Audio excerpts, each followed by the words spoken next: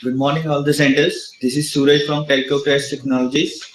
So today we'll be studying about the wireless communication, and the network we'll be studying is 3G. So we will be studying about 3G, its architectures and its codes, or I would like to say that WCDMA. So before starting, let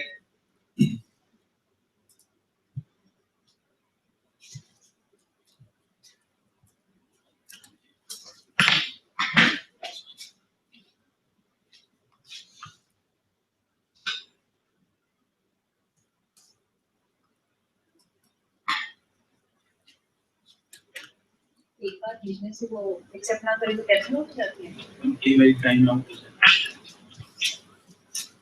वो call पे होना पड़ेगा।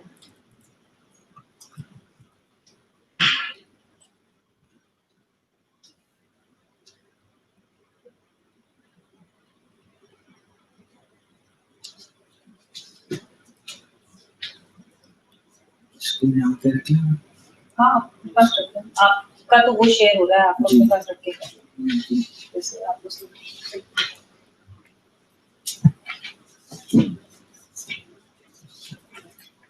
आज के शाम तक का session आप ही देंगे ना, लंच तक का। जी मैम।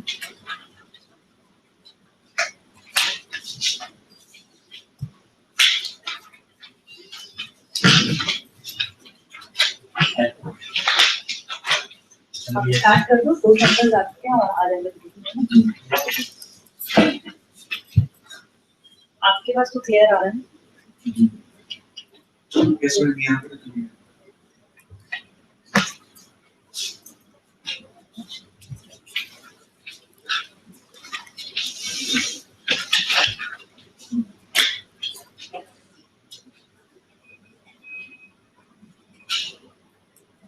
चलिए रिजेक्ट कर दिया ना, इसको पूरे डालने को इसमें मैंने इंस्टॉल कर दिया। इसको नहीं हो गया। स्टार्ट है ना? जो आप दिखा रहे हो तो दिख रहा है। ओके, और आवाज जाएगी। आवाज है ये नहीं, ये ठीक है। ये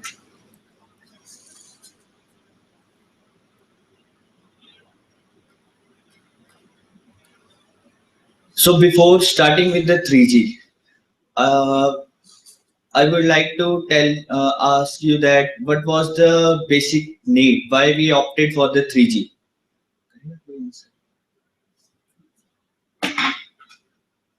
So could anyone tell me that why we opted for 3G? Because we were having a network 2G, internet facility was provided by 2.5G and 2.75G. Then why we opted for 3G? What was the basic, or what was so much dire need for this 3G? Next year, that is 2003, which was given the range of 2 to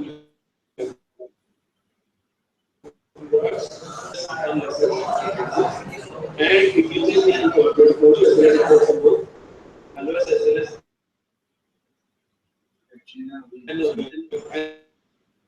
central connect हो रहे हैं। आप चलो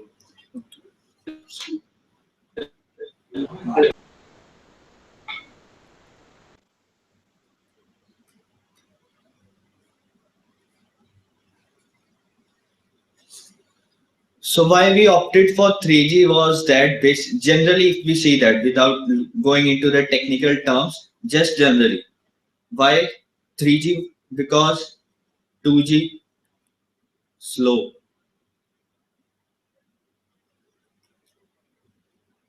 internet,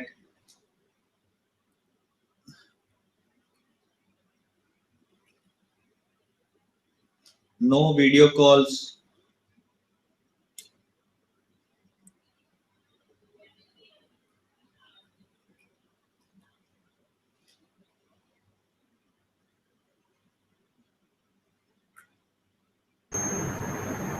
no live streaming, जो 3G take अच्छी wireless communication वाला चल रहा है course.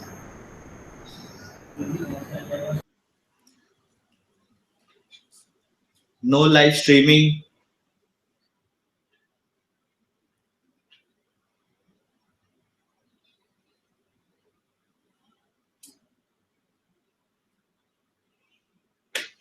no buffering,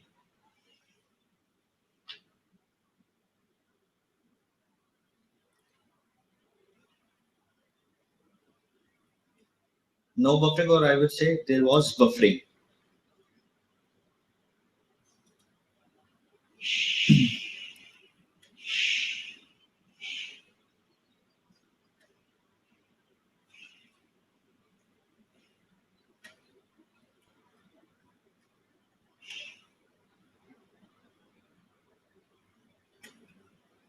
Voice calls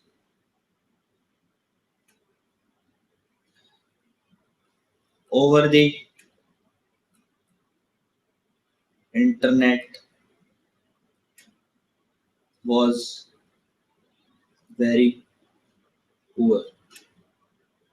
So these were basically the general things, or basically I would say that these were the basic disadvantages of the 2G network.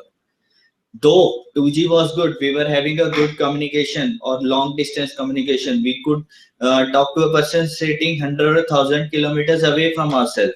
But some advantages like internet facilities, but we were not having the real such experience of the internet. No such fast downloading, no such fast uploading, no video calls. Plus, if we want to see any video over a YouTube, it would take very long time. That is called buffering. So it was a very slow connection.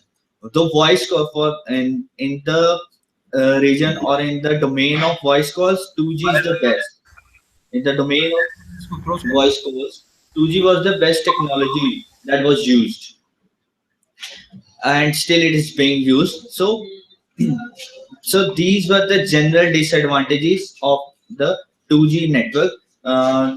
So due to which we came to 3G, or we opted for the next generation, that is third generation, or the 3G technology.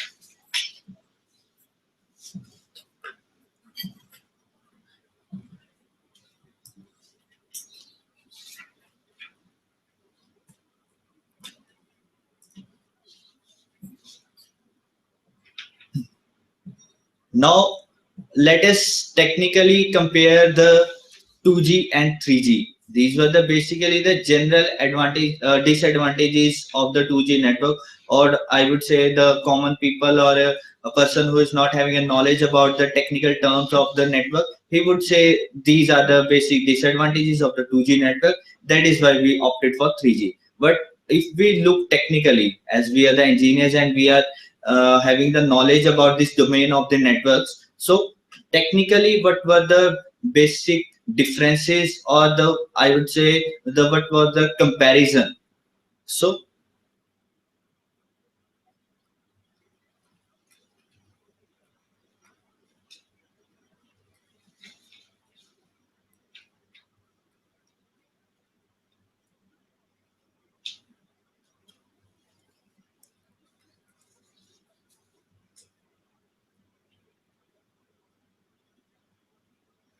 first was the frequency band.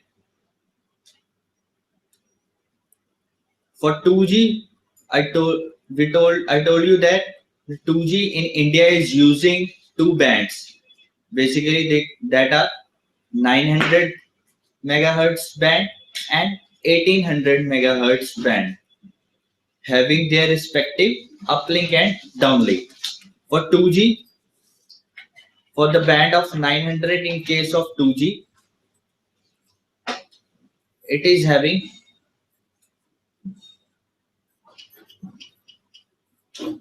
uplink and downlink as follows. Uplink was 890 to 950 megahertz, and downlink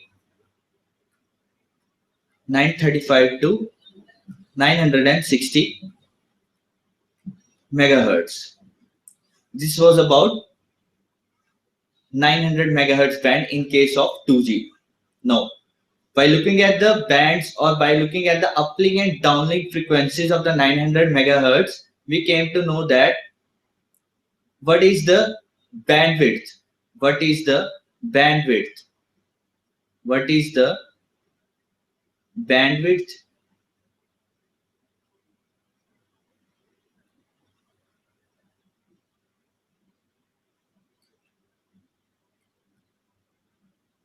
what is the bandwidth between these bands, or what is the bandwidth of both uplink and downlink of the 900 megahertz band.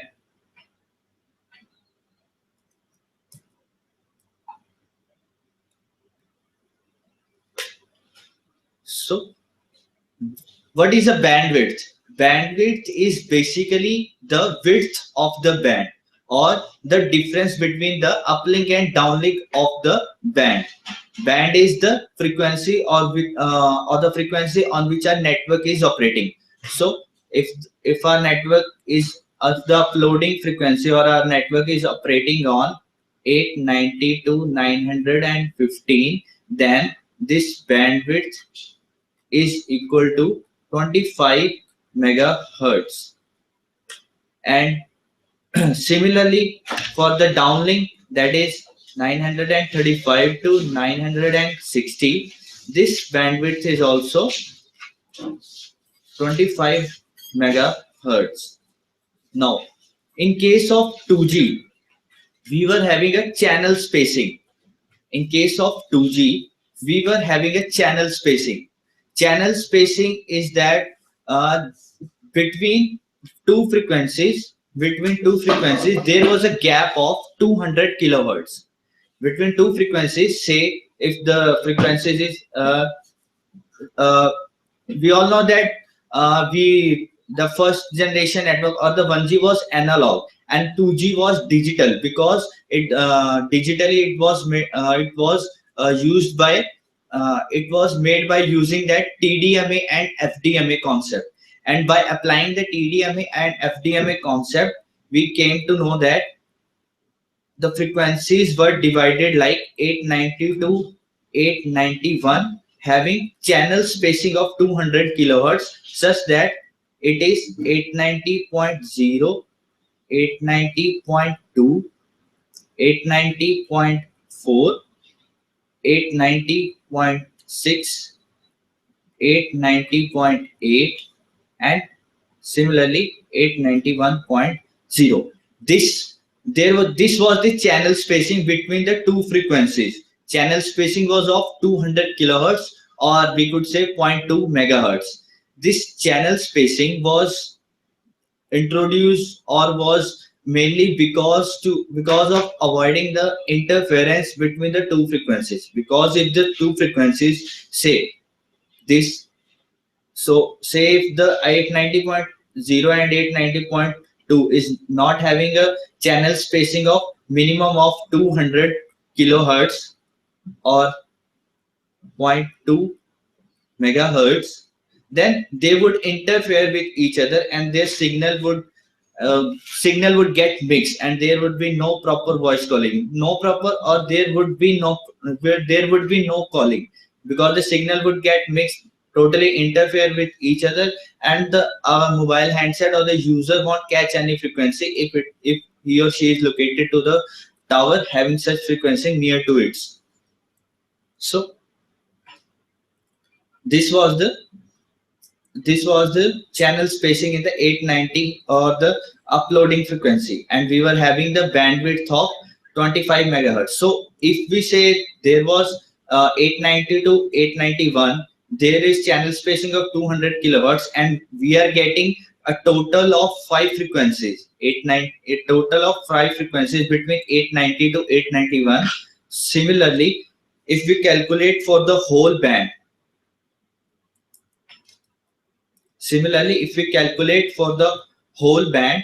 having the bandwidth of 25 megahertz and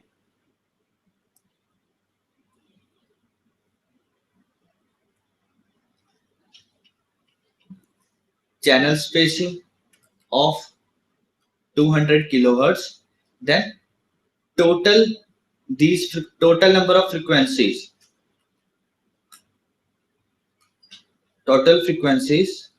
we get are 25 into 5, because each of the frequencies between 890 to 891 we are getting 5. So 25 into 5 equal to 125 frequencies. And this 125 frequencies were called ARFCNs. These are called ARFCN in case of 2G. This was the case of 2G. ARFCN, which is called adequate radio frequency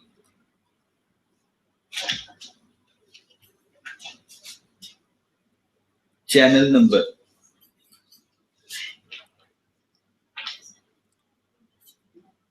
Basically, these 125 frequencies are the ARFCN, which are network of the operators by firstly there is the auction of the 900 megahertz band, and after that there is auction for these frequencies, and various operators like Idea, Vodafone, Reliance, Airtel, BSNL, all of these come during the auction and they buy these particular frequencies. And these frequencies are also very costly. It is not possible that a single network could buy all these frequencies. So different frequencies, say 40 frequencies, any 40 frequencies are bought by Airtel. Next, any 40 are bought by BSNL, and similarly 10 by the Idea, and so. And these frequencies and these are the frequencies which are put in our BTS or the towers. These are the frequencies on which our towers operate. So this was the case of the 2G. If we compare regarding the frequency bands.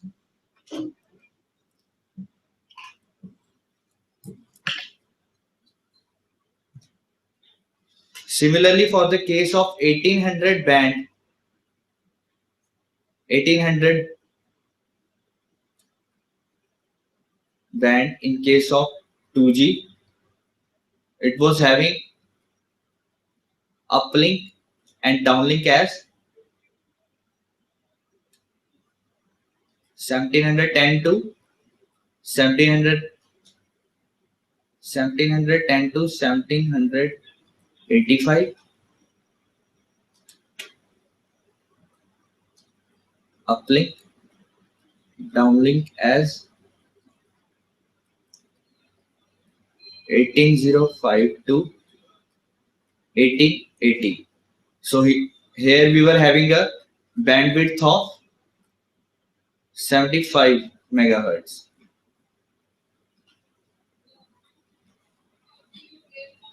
Bandwidth. And if we again calculate by looking at the channel spacing, which was 200 kilohertz or 0.2 megahertz, then in case of this band, ARFCN were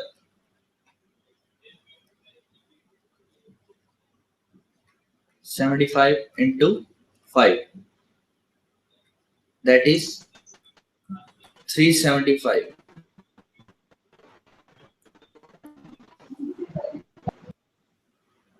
So these were the ARFCNs, or the adequate radio frequency channel numbers, which we got in case of 1800 megahertz band.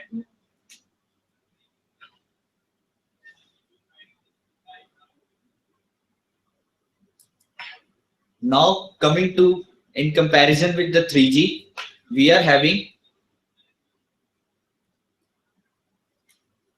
frequency band of 3G is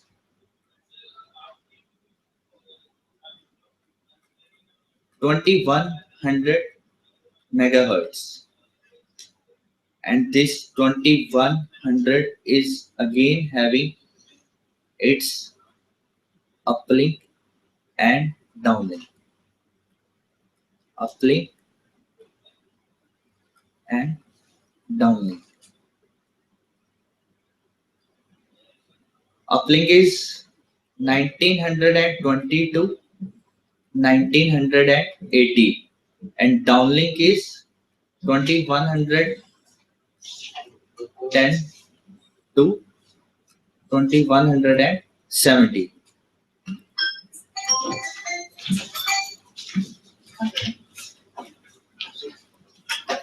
here bandwidth we are having of 60 megahertz, because bandwidth is basically again the width of the band, or the difference between the difference between the both uplink frequencies and the downlink frequencies of the uplink frequencies. So bandwidth is 60 megahertz,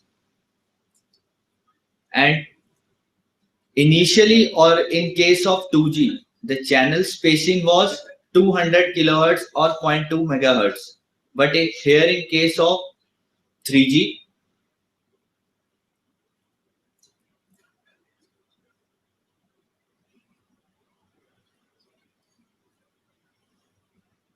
channel spacing is 5 megahertz.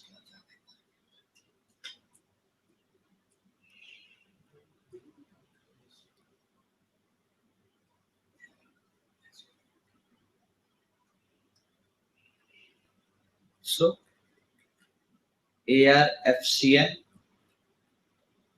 are 60 divided by 5, that is 12.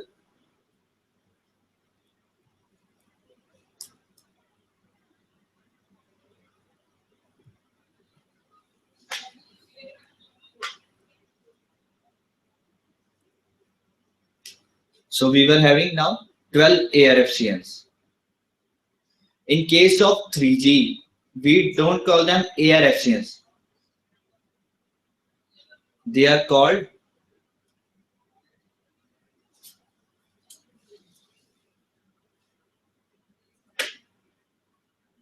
UARFCN in 3G. And this U means UMTS. You might have heard about the word UMTS in case of 3G. Just like GSM is used for 2G, UMTS is used for 3G, which means Universal Mobile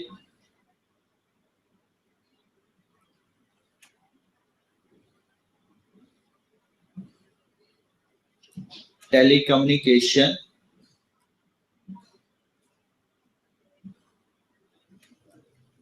Services. UMTS, Universal Mobile Telecommunication Services. This UMTS was derived after we get the standards from the 3GPP.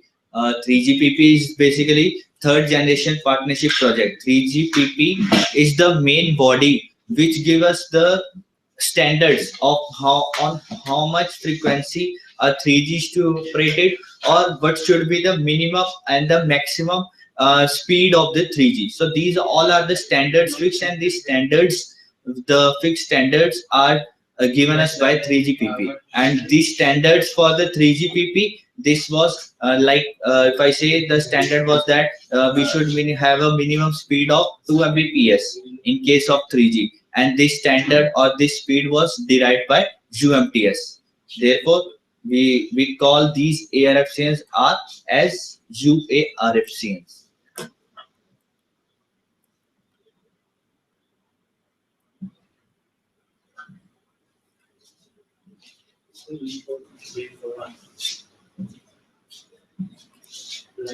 Secondly, second feature or in comparison between the 2G and 3G is that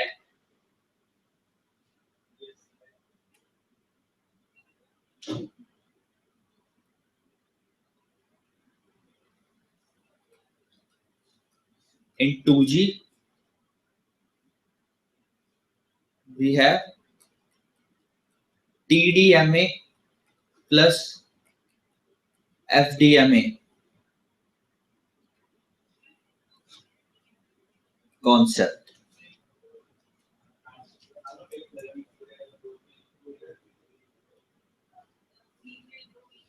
What was in TDMA and FDMA concept? That if we have a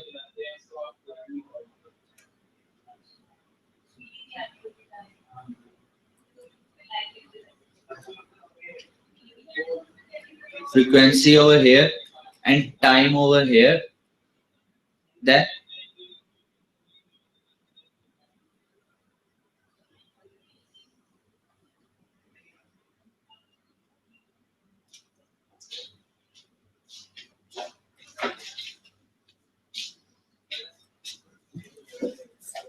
for a particular frequency, we were having a time slot.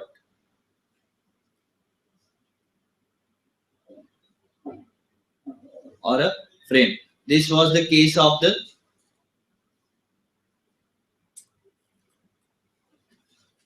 two G.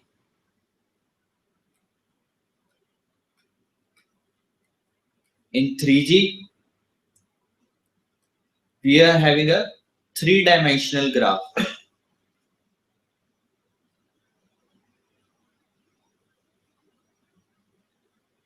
Though we are having these two coordinates, that is time and frequency, but additional to these coordinates, we are having power plus codes. So this is the main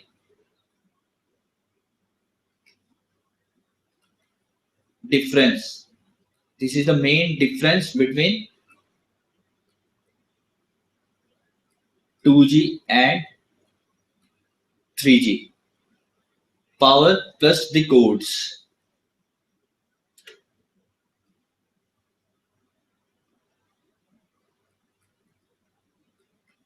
We have also these frames in here.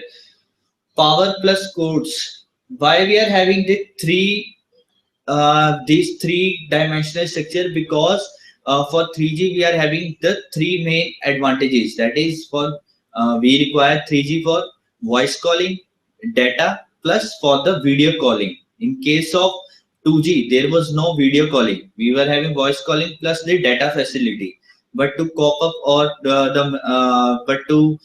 with the rising demand for the video calling, 3G was invented, and in 3G we are having these three main factors, and the different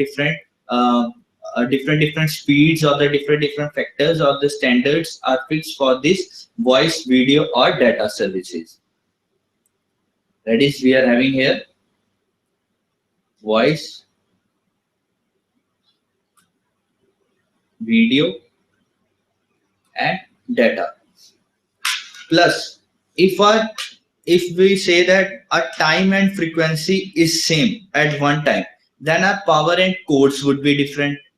If power and codes plus the frequency is same at one time, then our time would be different. If the power and codes plus the time is the same, then our frequency would be different. If in one case our power, time and frequency, all the three are same, then the codes would be different.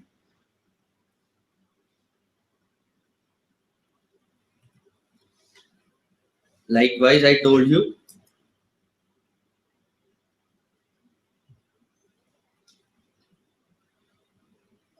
if we say that if time and frequency are same, then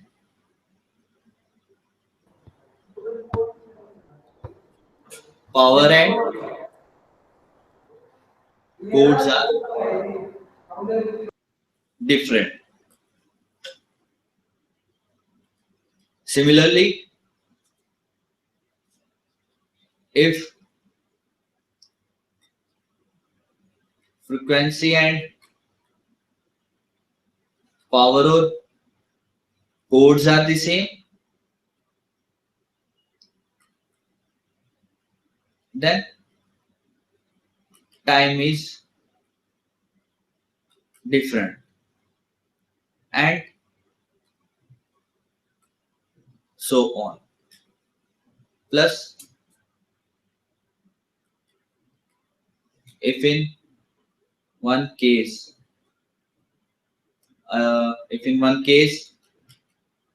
time, frequency, power are the same, then our codes would be different. These codes are mainly responsible for our various speeds for the voice calling, for our data features, internet feature, or for video calling. We'll be studying it further on. So this was the main difference or the second comparison, and the comparison was made on the basis of the time and frequency function in 2G and time, frequency, and power and codes feature in case of 3G. Next.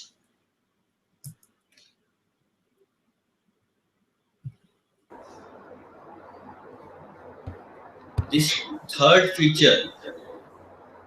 Next, the third feature or the third comparison between 2G and 3G was that frames.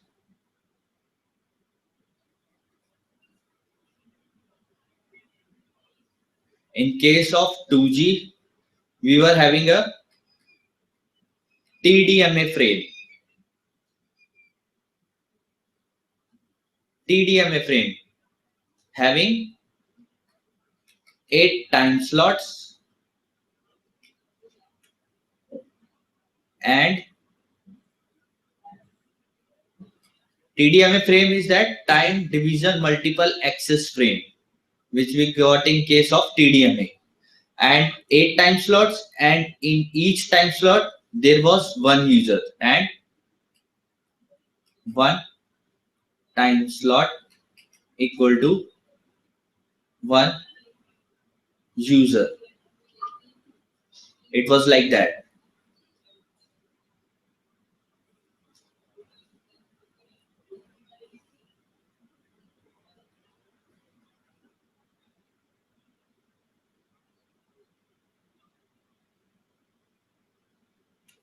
Zero, 1, 2, 3, 4, 5, 6, 7. This is one TDMA frame, and 8 time slots equal to 8 users. 8 time slots is equal to 8 users.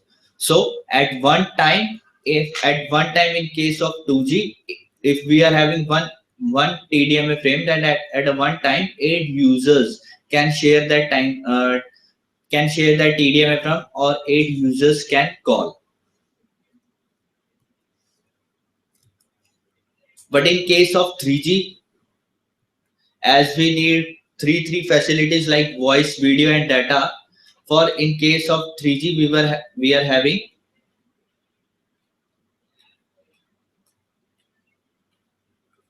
in 3G we are having a radio frame.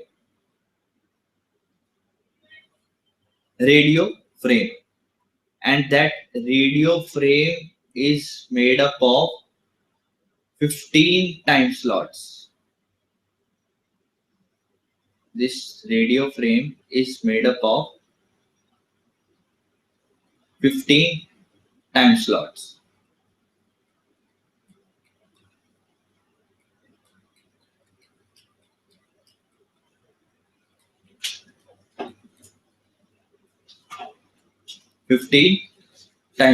This radio frame.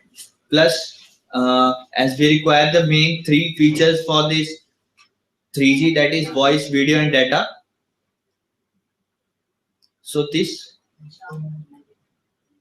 one frame is equal to one user. This whole frame is shared by only one user.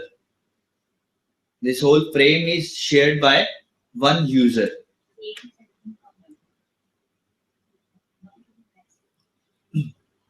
Plus, in 2G, duration of one frame is 4.615 millisecond. And in case of 3G, this duration of one frame equal to 10 milliseconds. So only one, this whole frame was shared by one user. If we want to call, if we want to use our data or video services, whenever we make a request to the network, the user get whole of this frame, whole of this radio frame. That is, one user get one whole radio frame to perform its activities under the 3G network. Whereas in the case of 2G, one particular user get one particular time slot from one TDMA frame. That is why from that TDMA frame was having 8 time slots, and 8 users could use this time slots at a simultaneously. So this was the third comparison or third feature of the 3G in comparison to the 2G network.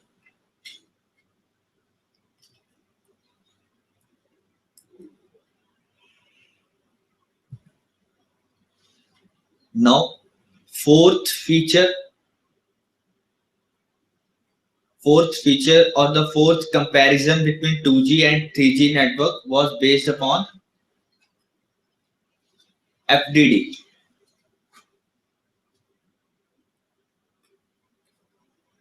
In case of 2G, we were only having FDD, that is frequency division duplexing, and in case of 3G, we are having both FDD and TDD. What is it? FDD. Suppose we are having one road, it is divided. But initially, what is that in case of 2G? That if we are moving from this direction and we have to come back, then firstly we will go from this direction, and afterwards when we have completed our whole distance, then we will be coming back, and that from that direction. That is, at one time, firstly we could do only uploading, and at another time we could do downloading, but simultaneously we can't do both the things. That was the main that was the disadvantage, but we can't say it was a disadvantage. That was a slow feature of 2G. But in case of 3G, we are having FDD and TDD, that is frequency division duplexing and time division duplexing. And by combining both of these, what we are having, that if we are having one road or we are going to one way, we could go simultaneously and we could come simultaneously from the path we are coming or going initially.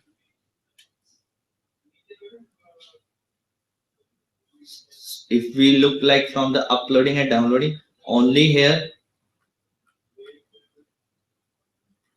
we could do uploading at only one time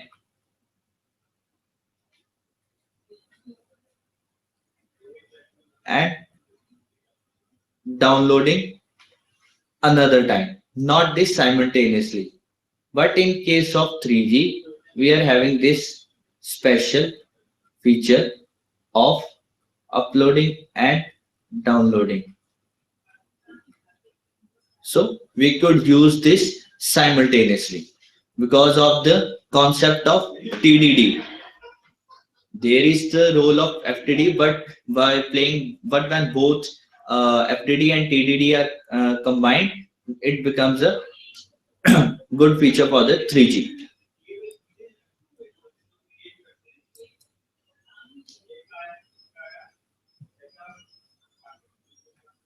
Now the last or the most important feature was or is the most important feature is channel coding. Now this channel coding, what is channel coding? Channel coding is providing security to our data. Providing security to our data, whether it is voice, video, or internet facility, so that if any of the one hacker or some other or the third person tries to track our data, he would not be able to track it because of this function of channel coding. In case of in 2G, there is no channel coding.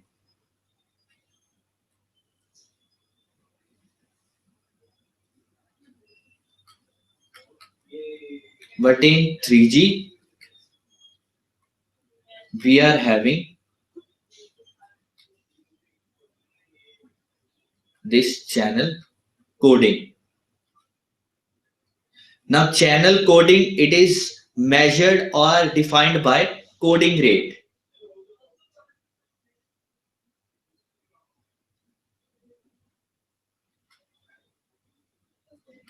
Channel coding, it is defined by coding rate, that is CR. Now, coding rate is having a range. Coding rate is having a range. Coding rate lies between 0 to 1. Range of coding rate.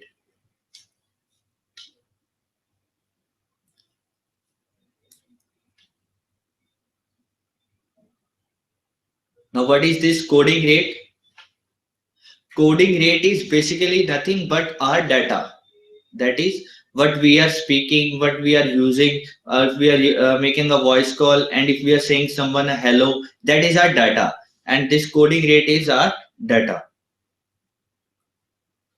Coding rate, it is called, it is equal to our data. Now, let's take an example. Suppose coding rate equal to 1 by 2. Then, as I told you, data equal to 1 by 2, because data is equal to coding rate. And now this coding rate,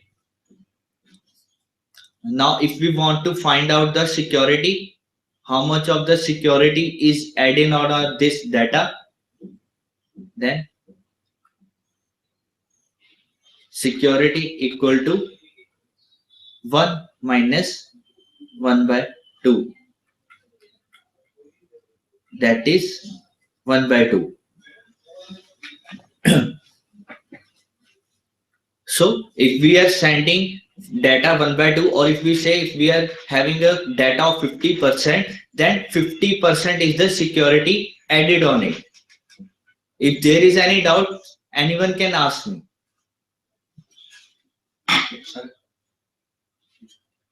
If there is any doubt in this, so anyone of you can ask me.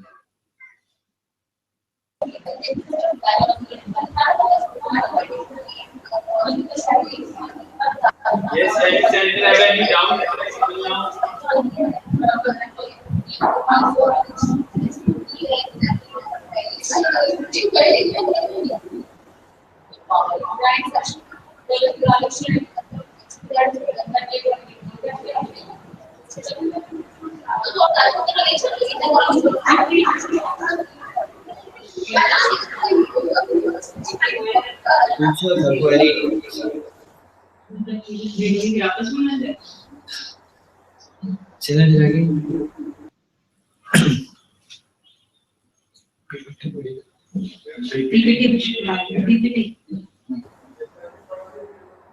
Good morning. Yes, sir. Sir, can you please repeat this concept? Okay, sure.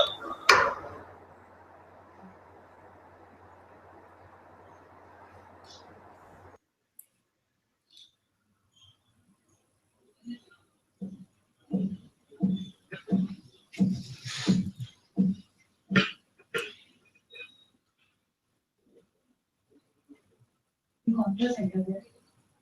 So we can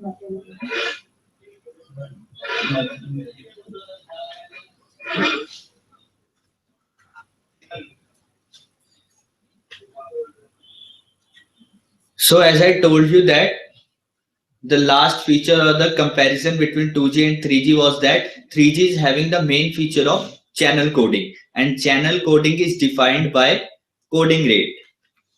So coding rate is basically our data. Coding rate is equal to the data. Data means if you are using if you are on a voice call, and if you say hello, then hello is your data. It is not like that network is sending hello, though the receiver is listening to the word hello, but the process or how the hello is going to the receiver phone, it is through the security, and that security is provided through this coding rate.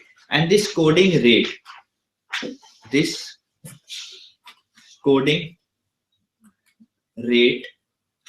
it is having a range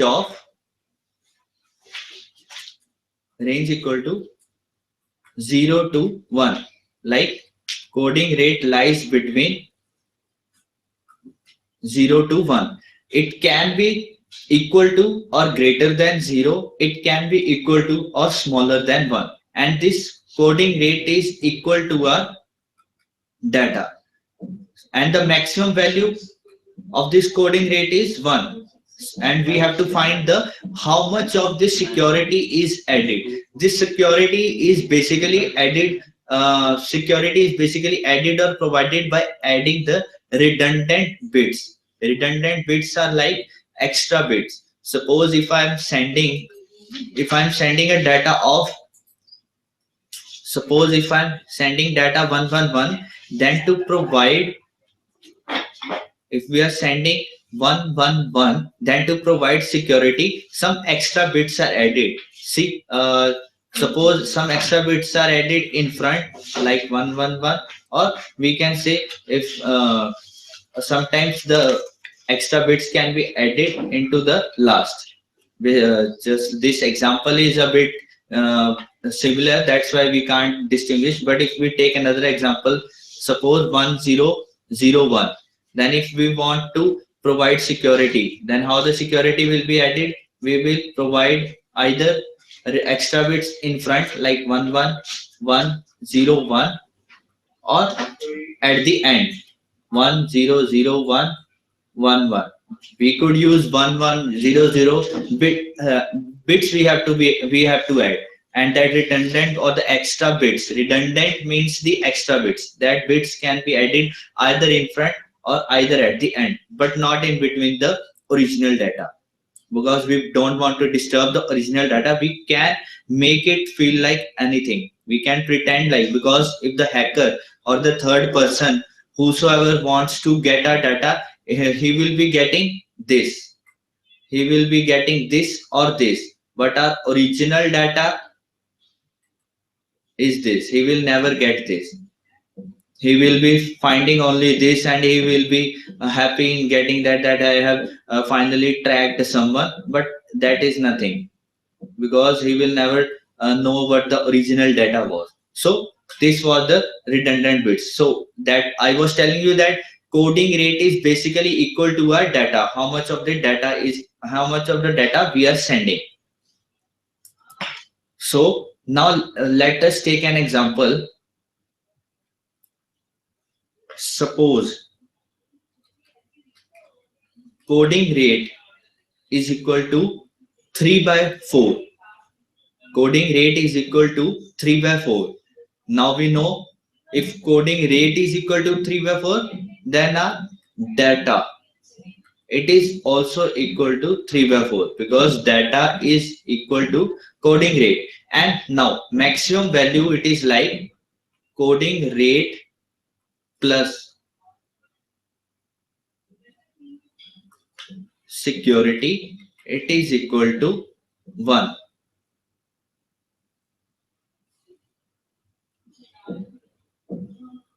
Coding rate plus security is equal to 1. Now our coding rate is 3/4 plus security equal to 1. Now, security equal to 1 minus 3/4. That is 1/4. So, I hope now it's clear. Still any doubt? Any one of you can ask me now. Still any doubt?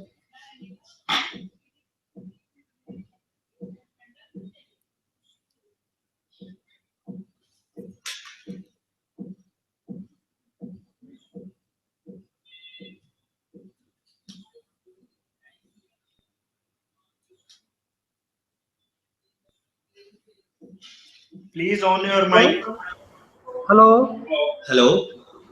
Sir, can you hear me? Yes, yes. Hello?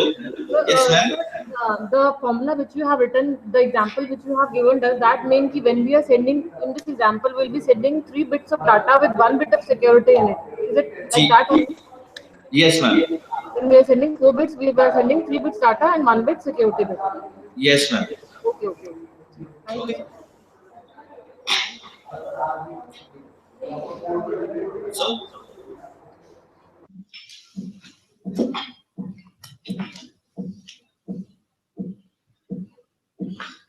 let us take another example. Let coding rate is equal to 4/3. Then data is equal to 4/3. Security equal to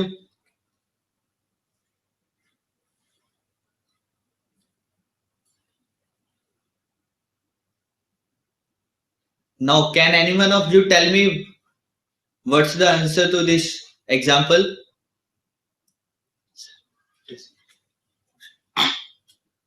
Any query from the center? No.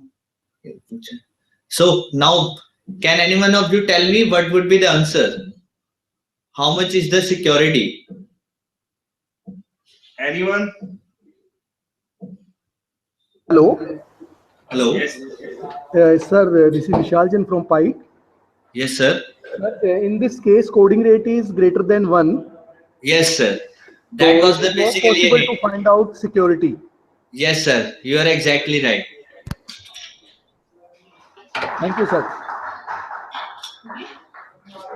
Yeah, query. Yeah. In this case, coding rate is equal to 4/3, which is greater than 1. So this is a wrong case. And in this case, we will be having no security. So thank you, sir. You answered great.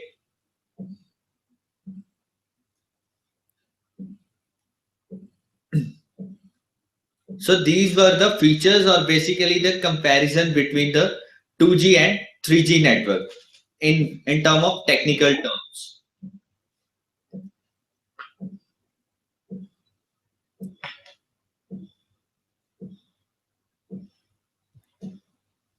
Now we'll be studying about the architecture of 3G.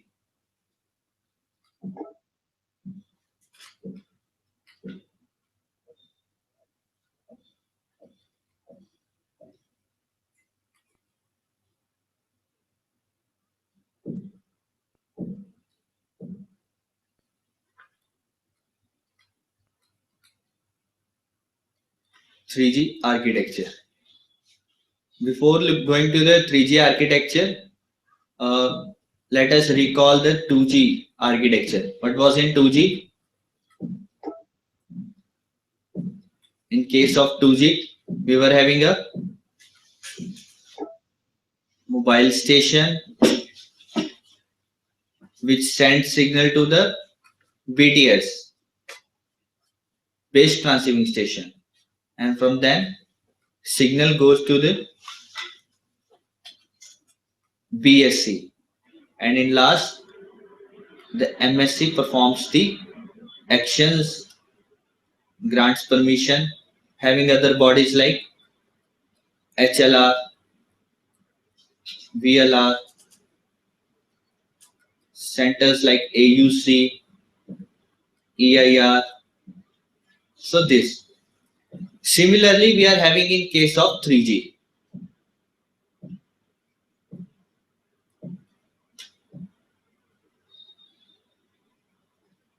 These were combinedly called BSS, base station subsystem. In 3G, what is that? Mobile station is called user equipment. What is BTS called? BTS is called a node B.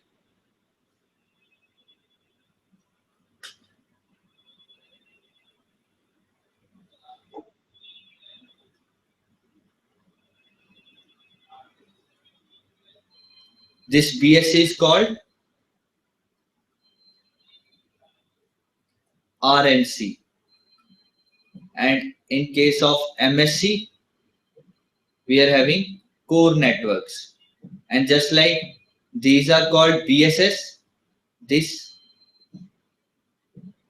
node B and RNC are combinedly called RAN, Radio Access Network.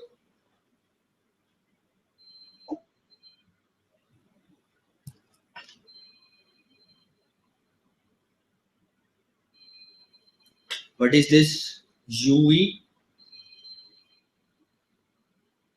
User equipment. That is a mobile phone. It is not a simple mobile phone. In case of 3G, it must be 3G enabled mobile phone, because a 2G enabled mobile phone can't access the 3G network, because for accessing the 3G network, our phone should have the feature of 3G enabled. Node B, or it is node BTS, but in case we use the word node B only. RNC, it is called radio network controller.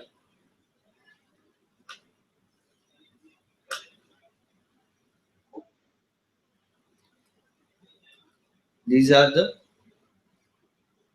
core networks.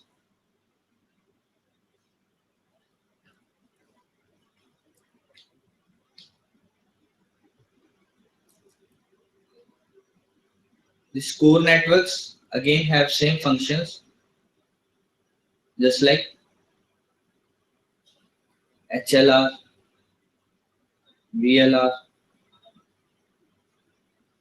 AUC, EIR.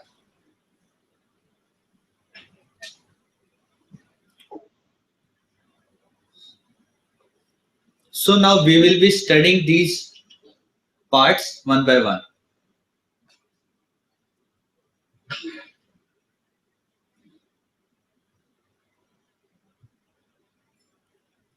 So first part of architecture was user equipment.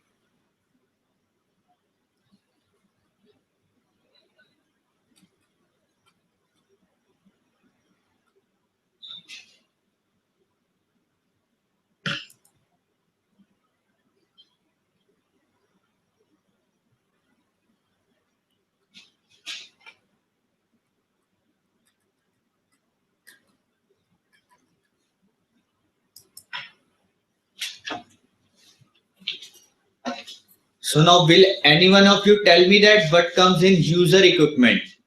What's the main thing required for the user equipment in case of 3G?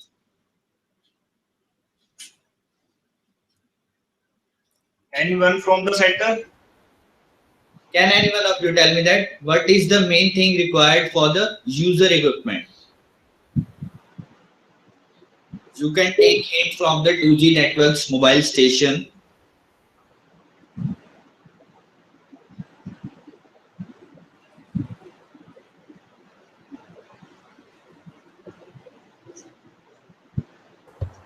Hello. Hello. Hello, yes, sir. Yes, sir. We require 3G enabled mobile phone. Yes, sir. 3G enabled mobile phone. But one more thing is required for the user equipment. Can you tell me that, sir? Let 3G SIM. 3GC. Yes, sir. 3G SIM. Basically, user equipment is composed of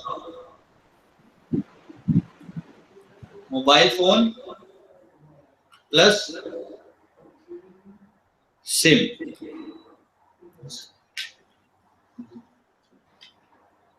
This mobile phone is composed of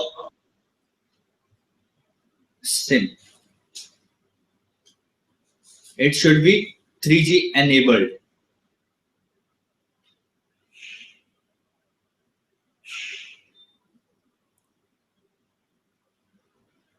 What are the now we will be studying the functions of our mobile phone or our equipment.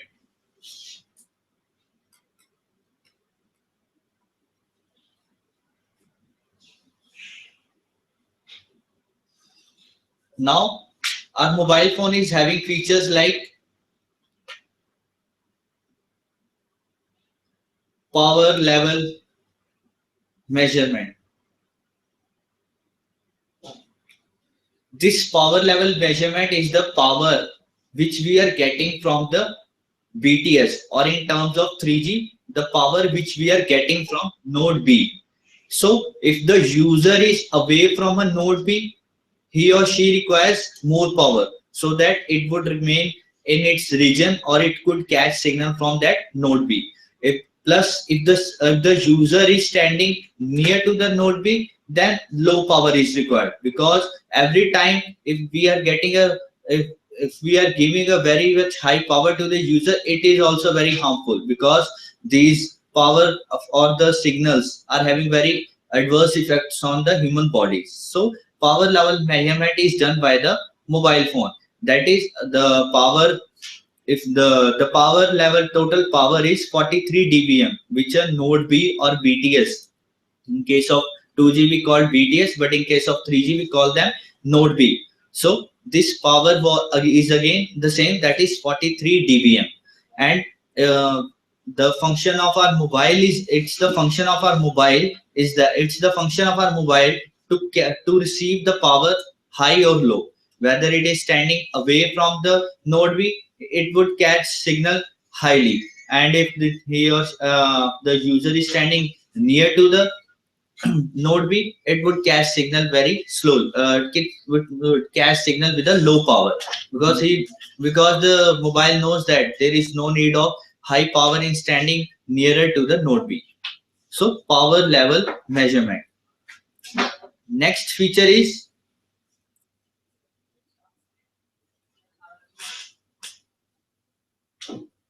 transmission. Transmission means sending. Now what we have to send? We have to send the signals, or we basically the measurement report. I hope you all know that our mobile phone is sending a measurement report to the network after every 480 milliseconds. Whether it is in 3G network, whether it is in 2G network, or whether it is in 4G network. So power level measurement. This transmission of the signal is done with the help of the antennas. Our mobile phone is having the antennas inbuilt in it, and the mobile phone sends the signal, and these signals are received by the antennas over the node B, just like RF antennas. So transmission. Next feature is IMEI. IMEI number. IMEI number stands for International Mobile Equipment Identity.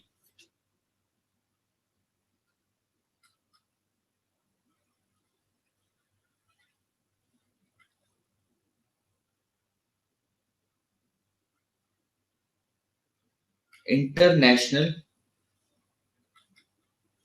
mobile equipment identity. Now, this IMEI, it is of 15 digits. Basically, this IMEI number is used because it is very helpful in case of tracking. If our phone is lost, plus sometimes our phone is not receiving a proper signal. Then in case our network catches the mobile phone and sees if our mobile phone is having the problem or our SIM is having the problem, and for such cases our IMEI numbers are used by the network. So this 15-digit IMEI number is composed of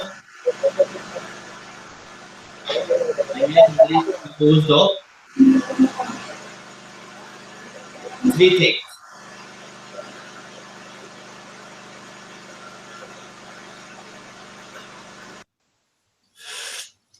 This is called type allocation code.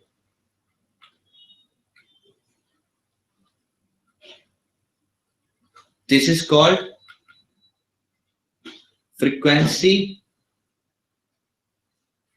assembly code, and SN is the serial number. Type allocation code is of 7 digits. Frequency assembly code is of 2 digits. And this serial number is of Type allocation is of 6 digits. 6 plus 2 plus 7. 6 plus 2 plus 7. 7. 7 plus 2, 16. 6 plus 2. Okay.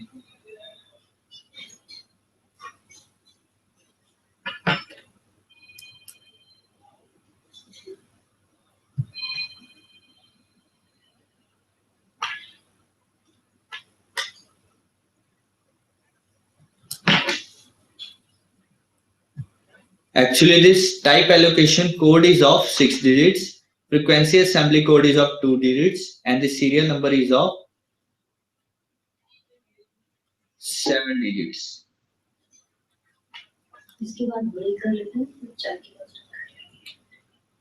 So, if we add this 6 plus 2 plus 7, it is of 15 digits.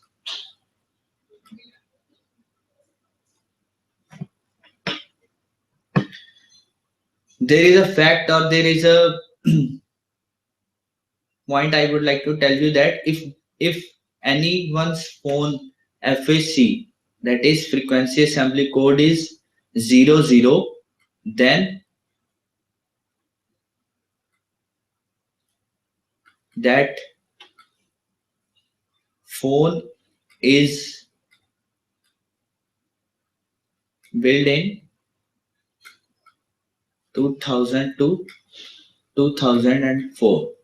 Basically, these are the mobile phones that were mainly developed or built by manufactured by Nokia. Nokia mobile phones were there. So if anyone is having a Nokia mobile phone of 2000 and 2004, if you would check their IMEI number, their 7th and 8th digit would be 00. That is their frequency assembly code would be 00. Okay. We will start the lecture. So after half an hour. All the centers, we will having a tea break till 11:30. We will start our next session at 11:30 and continue the session from here onwards.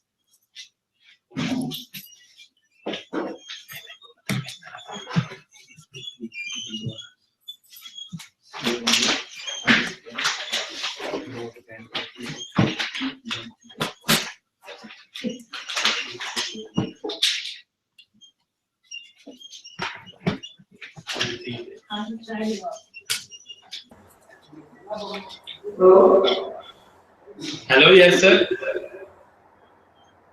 Thank you, sir. We will go back at 11:40, sir. Sorry, sir. Sorry, sir. Thank you, sir. Oh, welcome, sir. Welcome, sir.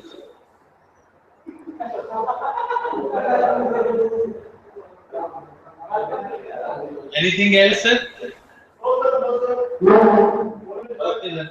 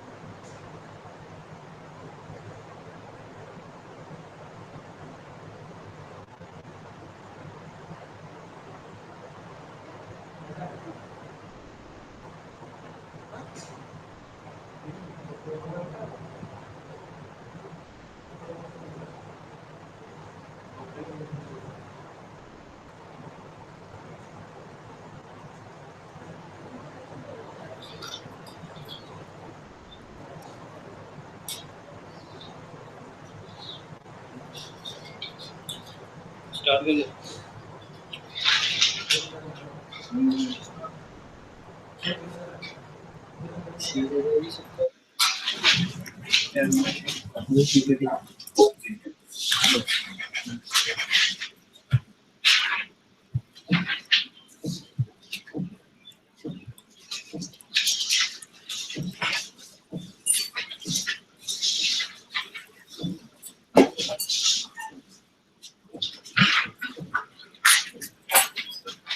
Okay, all the centers. So now we again come back to the topic. We were studying about the first part of the architecture of 3G, that is user equipment. I hope it was Yes, ma'am. No problem. I hope it was clear about the IMEI. So this was about the mobile phone, but our user equipment is made up of two things: mobile phone plus the SIM. Mobile phone was having the functions or having the features like power level measurement, transmission, IMEI number. As I told you, IMEI number is very essential or useful because it helps us in tracking. Plus, whenever our mobile or SIM we are not getting any perfect network, then the operator catches our IMEI number and starts scanning that what's the problem, that why he or she is facing the network problem. So this is the main use of the mobile phone. Now, what are the features of the SIM?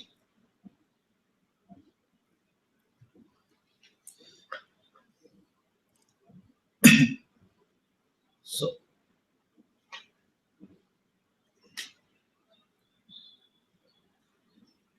now what are the features of the SIM? What is a SIM? SIM is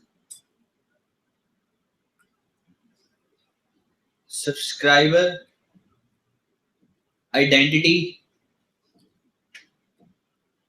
module. Basically, it is the identity of a subscriber. What is a subscriber? We all the users are the subscribers. Now, the function of the SIM, the main function of the SIM is that it has a transmitting frequency.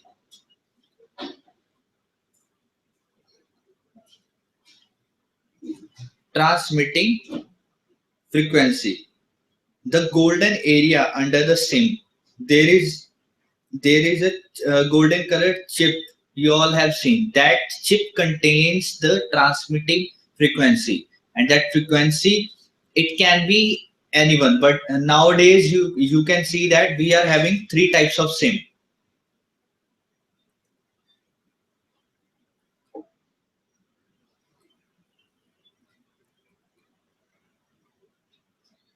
We are having three types of SIM.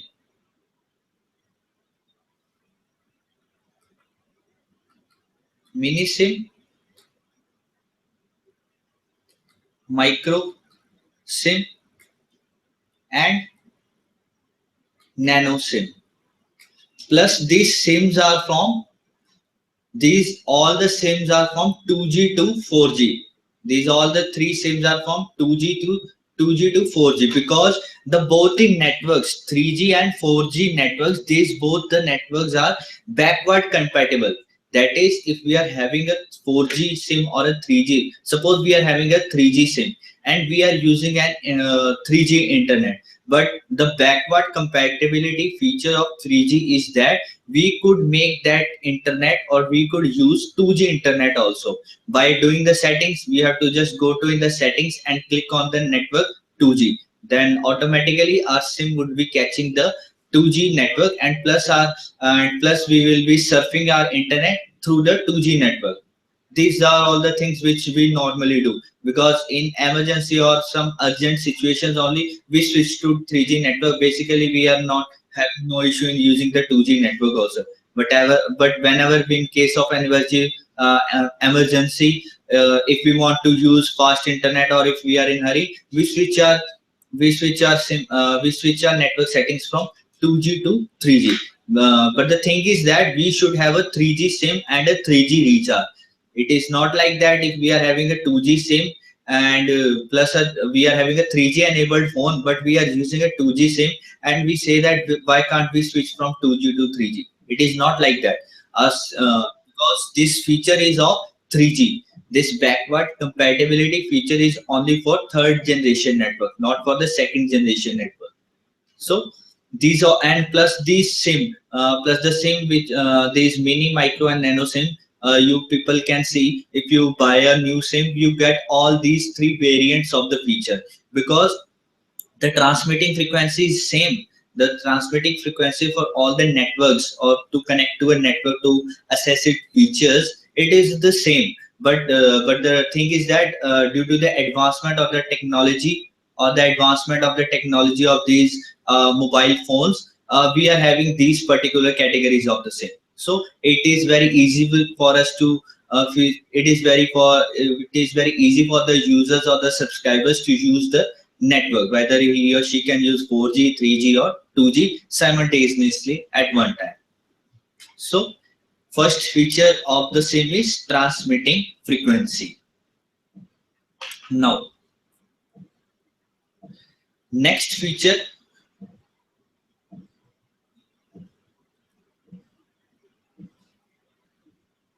now the next feature of the SIM is that, first one, it was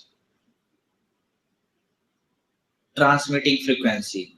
Second, ciphering or ciphering.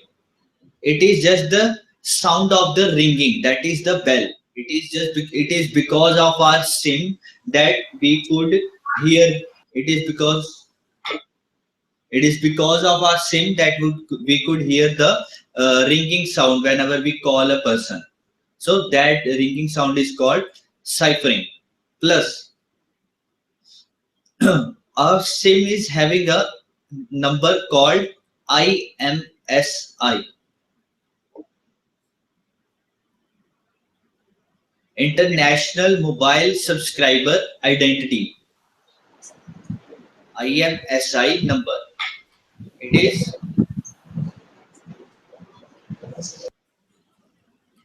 International Mobile Subscriber Identity. Just like mobile phone is having an international identity, that is IMEI number, our SIM is also having an international identity, that is IMSI number.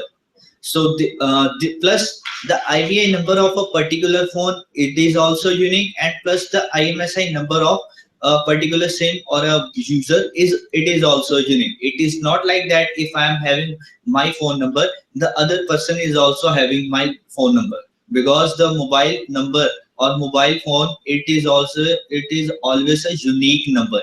Have you people seen that two people are using same mobile phone or same mobile number? It is not possible. So IMSI number. This IMSI number, it is written whenever you see that SIM card where the golden chip is seen. There is a number written on that. It is written in form of 3 lines because it is a very big number. That is IMSI number. That number which is written near the golden chip of the SIM, it is called IMSI number. And this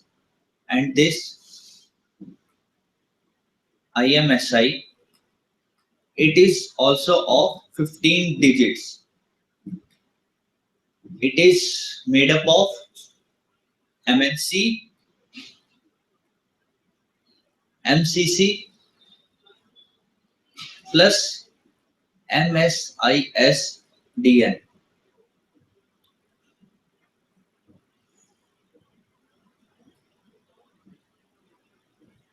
Now, what is this MNC? This is, sorry. There is a correction.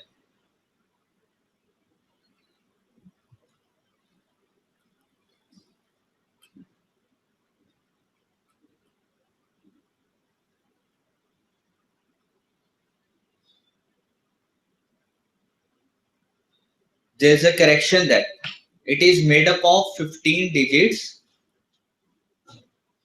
and it is like that. 15 digits, mobile country code, mobile network code plus MSISDN.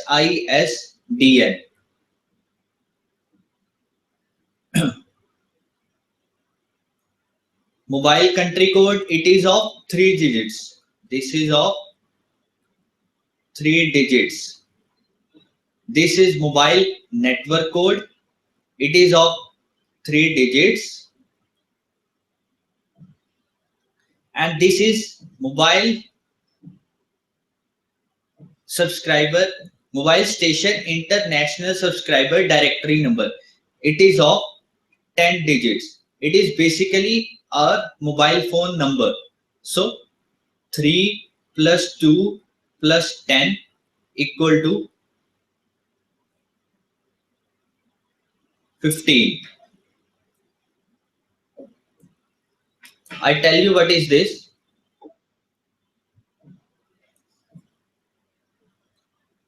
MCC is the mobile country code.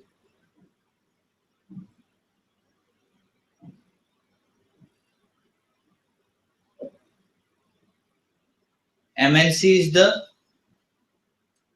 mobile network code, and the last one, MSISDN, it is mobile station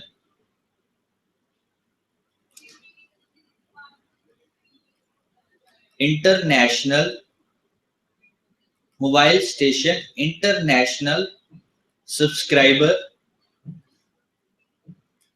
identity number.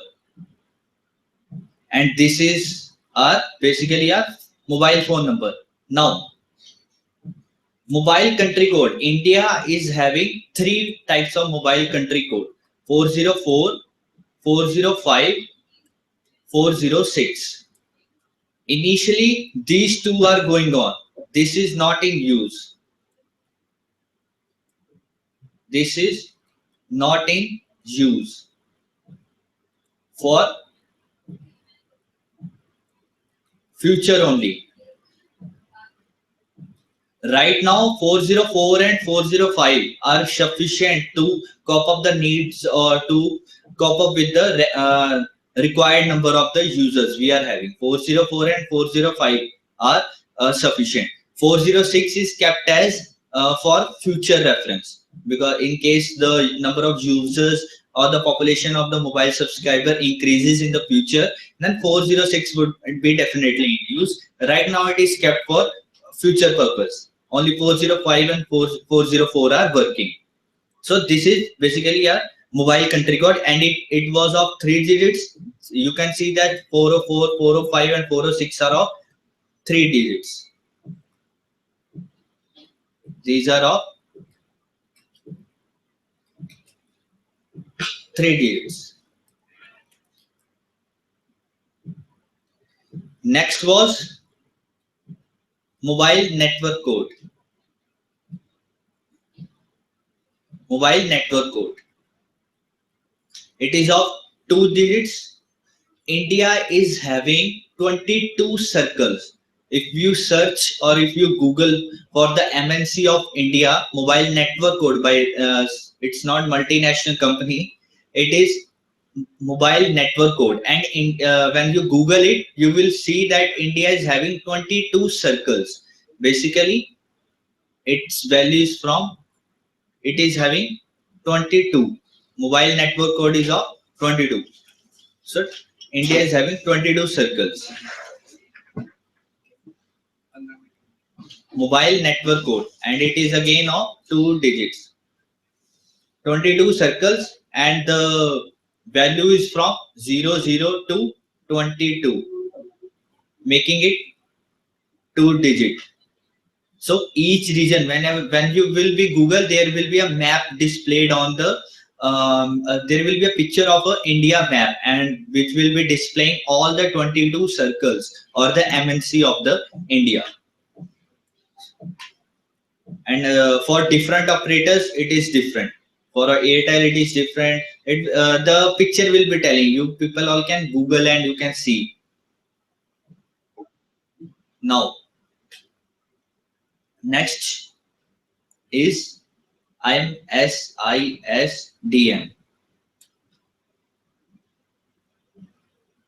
It is our phone number. It is of 10 digits, but basically if we see it, it is of 12 digits. If we use it, is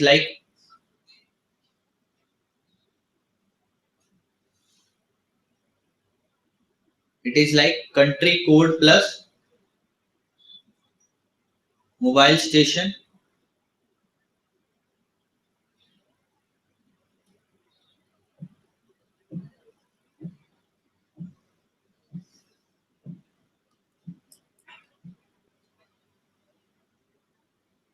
there is a correction.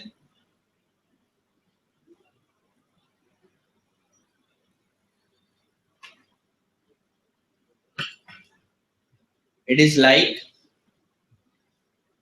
a phone number. It is made up like country code plus our phone number. It is like country code is of 2 digits. India's country code is 91 plus our phone number.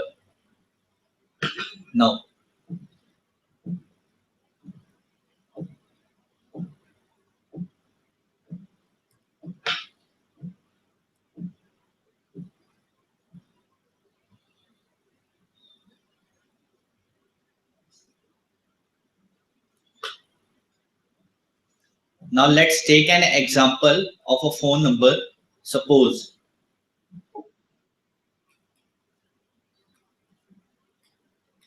this is a phone number. So it is made up of 10 digits, but there is also the division. It is made up like this is the operator identity. This is the operator identity, like Idea or Voda or BSNL, etc. And this last 5 digits, these are made up of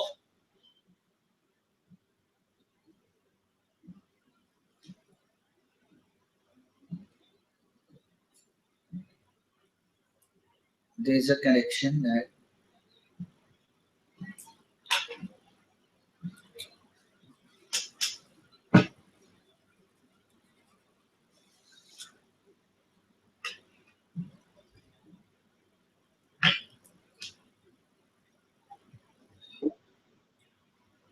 it is divided into five digits. 5 digits, 5 digits. These 5 digits, these are the serial number. These are the serial number, that is SN. This serial number can be varied. You all have seen that if we want to purchase a new SIM, we always say that if we can get the fancy number of like 0001 or 001 or 1234. These are the basically the fancy numbers, and basically we are talking about this thing. Whenever we want to buy a SIM and if we want to purchase any fancy number, only this thing can be changed. It is not like that we demand or if we demand or if we say that we can change this. This thing remains fixed. This is fixed by network. And these 5 digits, these are again composed of 3 digits plus 2 digits. It's like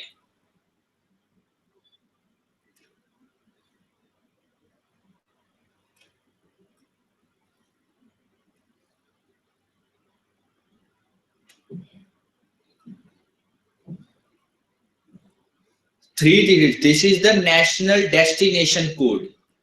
This is the national destination code. And this is the operator code. These are the standards fixed by the different network, the different operators working in India. So this is the all main reason behind that. Whenever we purchase a new SIM, the person or the service center always say that it would be activated within 24 hours, because all this type of information is to be gone through the RNC, Node B, and to the core network, so that they could study and they could make a perfect number. It is not so this is the main reason that our SIM is activated after some period of time. It is not like it is activated that you go and bought a SIM and within 2 to 3 minutes it's activated, because this whole information is to be transferred, is to be made. A database of a particular user is to be made. That is why some time period is always kept by the network. So this was all about SIM. Plus this was the IMSI number. These are the features of the SIM. There is also one more feature of the SIM is that it also stores the HLR location, HLR database. HLR means the home location register. Home location register. Basically, the home location register is the place to where which belong. If we have bought a, suppose if I have bought a SIM in Chandigarh in Punjab, then my home location register will be Chandigarh, respective to the whichever sector I am belonging. Suppose I am living in sector 35, then my home location register, and I am living in sector number 35 and I am buying a SIM, so my home location register would be sector 35 Chandigarh, Punjab, India. So and that whole database will be stored to that location only. And plus the SIM also stores the temporary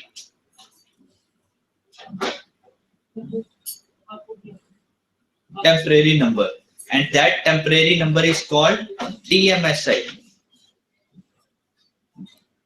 That is temporary mobile subscriber identity. This number comes into working whenever we are in roaming, or whenever that I have told you na, that MNC mobile network mobile country code, mobile network code, that 22 circles, if we are going or moving across that 22 circles, it means that we are in roaming. So that in that case we have been allotted a temporary mobile subscriber identity number called TMSI. It is just the, and this TMSI, it is just the copy of our database, and it stores the copy of our database in VLR, that is visitor location register. The name itself indicates visitor location register, the place we are visiting, or whenever we are in roaming situation. In that case, the copy of our database, that is, if I am moving from one state to another state, suppose I am coming from Punjab to Gujarat, then my phone number will be allotted a temporary mobile subscriber identity, that is TMSI, and my SIM will be carrying its, and that TMSI number will be carrying my copy of the original database, that from where I have come. So that if I have to make any of the calls, in the roaming situation or in roaming case also, then the network comes to know that that this person is from Punjab and he is right now roaming in Gujarat, and so he has to make the calls or use the data or the video calling facility. Otherwise, if I haven't been allotted any TMSI number, I can't make the use of my network. It will be of no use to me if I haven't been allotted any TMSI. So the TMSI is allotted such that the user has to face no problems in case of roaming. So this was all about user equipment. So if there is any doubt, anyone of you can ask me. If there is any doubt in user equipment.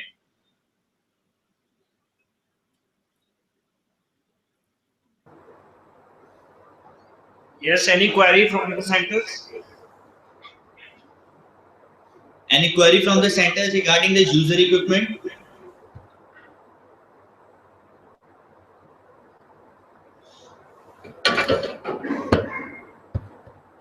Yes, ma'am.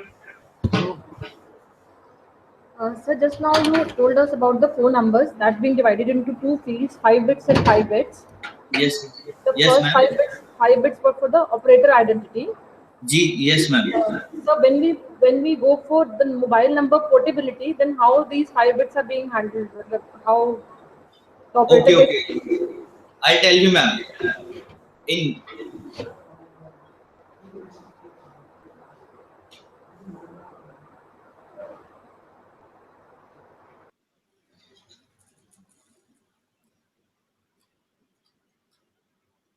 In case of MNP, that is mobile number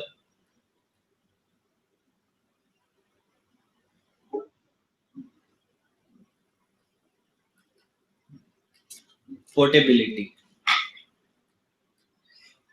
In case of MNP, that is mobile number portability, what is that?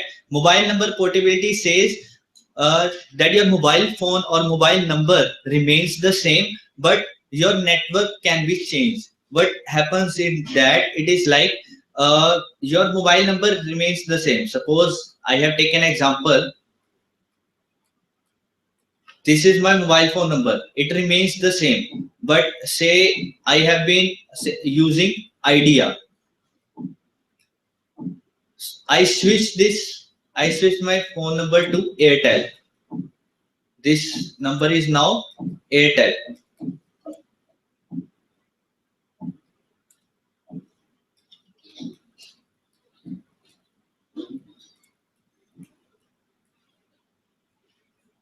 what is in mobile number portability, that in whenever my number is ported from one network to another network, there comes a location routing number. Location routing number. Location routing number. This is of 3 digits, and our mobile phone was of 10 digits.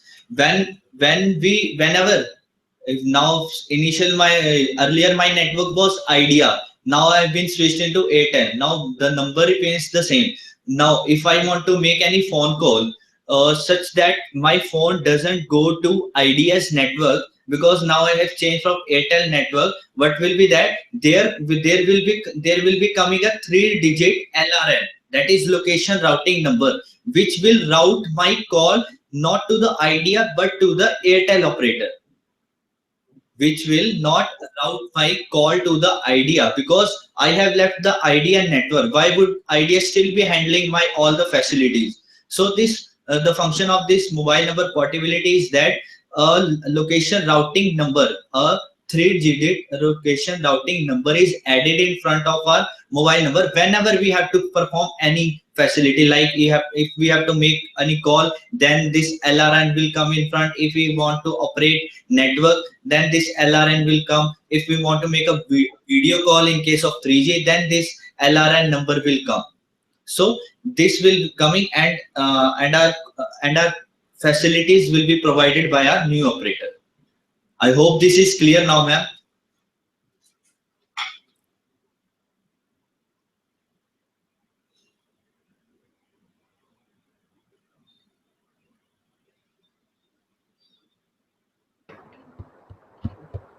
Is this clear, ma'am? Sir, this LR number, which you have told us, the previous LR number. Please forward to the. Can you, ma'am, please come to the forward?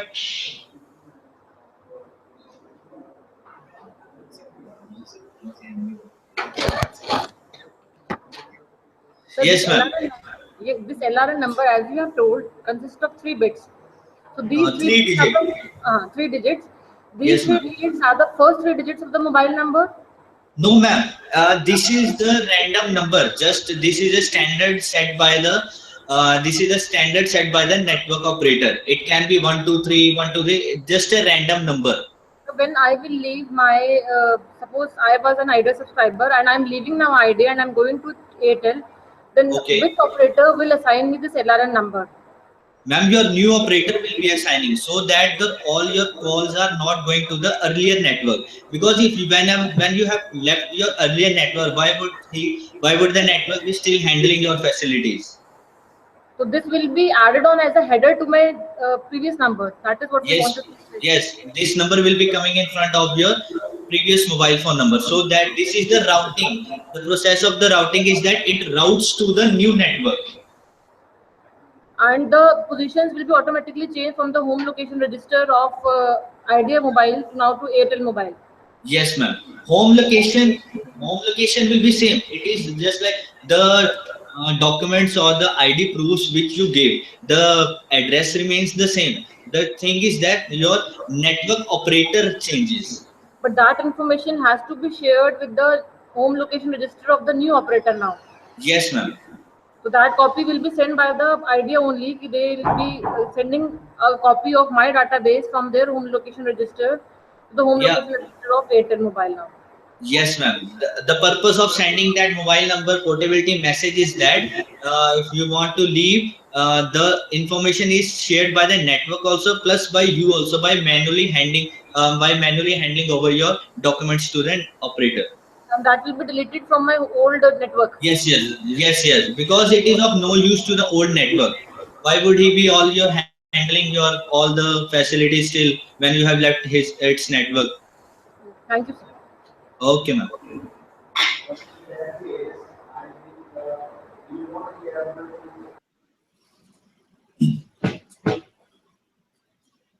So we were talking about any more query regarding this user equipment from any of the centers? Any query from the center? Yes, beat. Byte.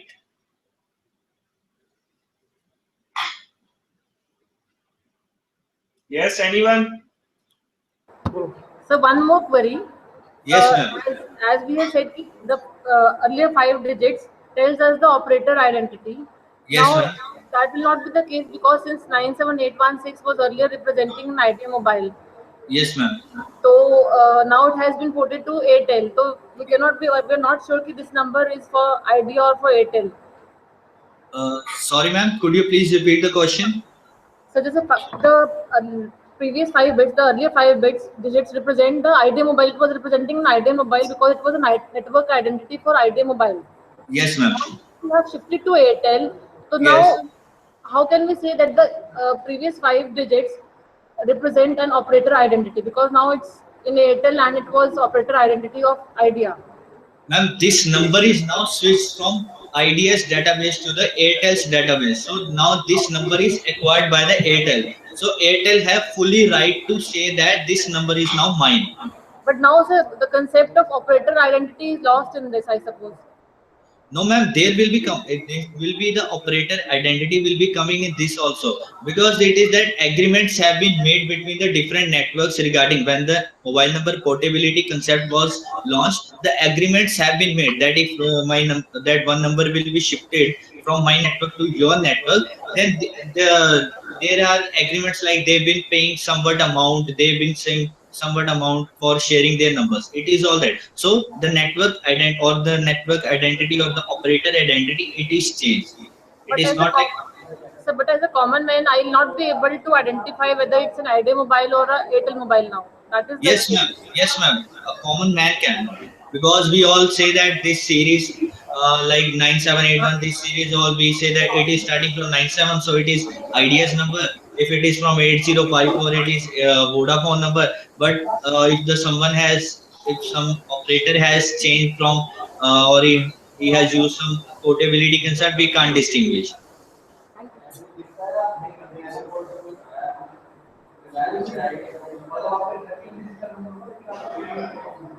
Okay, ma'am. Okay, thank you. Thank you. So now next comes the node B.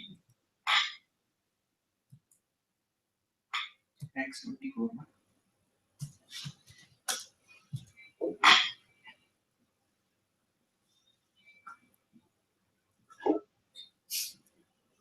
Please see Excel.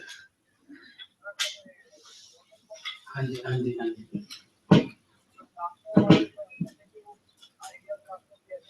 Next comes the node B, that is node BTS. The main functions of the node B is that firstly, node B is situated between RNC and user equipment. So it is the intermediate link between user equipment and RNC. That is, it receives signal from the user equipment and transmits its signal to the RNC, radio network controller.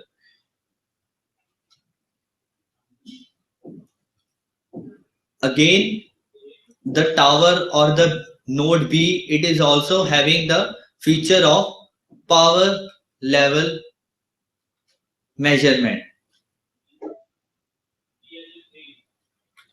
As the user equipment, that is, as our mobile phone was having the feature of power level measurement, that is how much of power to receive from the node B when standing close or standing far away. So that feature was also included in mobile phone. Plus, it is this feature or this function. This function is also performed by node B, that how much of power it has to deliver to the user who is close to him or who is standing far away from the tower. So node B is also having the feature of power level measurement, because if we always the higher level of power is being sent to the user equipment, there will be many loss. Plus the high level of power or the more number of power is required only in case when the user is in maximum distant range from the tower, or or he or she is standing very much far away from the node B. Not if he is standing just in a diameter of 100 meters and the and our node B is sending the full power signal, because it would harm, because if the thing can be performed by just a minimum amount of power, why to waste the high level of power? So power level measurement, it is performed at both the ends, by the user equipment also and by the node B also. Plus the security, it provides security. It provides security. How does it provide security? By encryption and decryption. By encryption and decryption, so that our signal or our data is not attacked, so it is not trapped by the hackers. If the hackers are attacking our data, if they want to catch our data, that what we are sending or what we are receiving, so to protect that data, the network or the node B is encrypting or decrypting them. Encrypting to when it is sending from mobile to the RNC, and decryption in the case when the mobile has to receive the signal received from the RNC through the node B. Plus modulation and demodulation. Modulation and demodulation. Modulation, because if we have to send the signal, we require that we have to amplify it or modulate the signal so that it has to be transmitted to a long distance, because initial our signal is very of small quantity. Our signal is very small. We have to provide it, amplify the signal and modulation, and with the help of the modulation techniques like BPSK, QPSK, with the help of these modulation techniques, we could amplify our signal and transmit it to the long distance range to the core networks. And after that, because that higher amount or amplified signal our mobile cannot receive, again the demodulation is done by the node B or at the receiver end, so that it could receive the signal and he could perform the actions like video calls, voice calls, or the internet facility, that is data. So these are the features of node B, that is node BTS. Now next comes the RNC.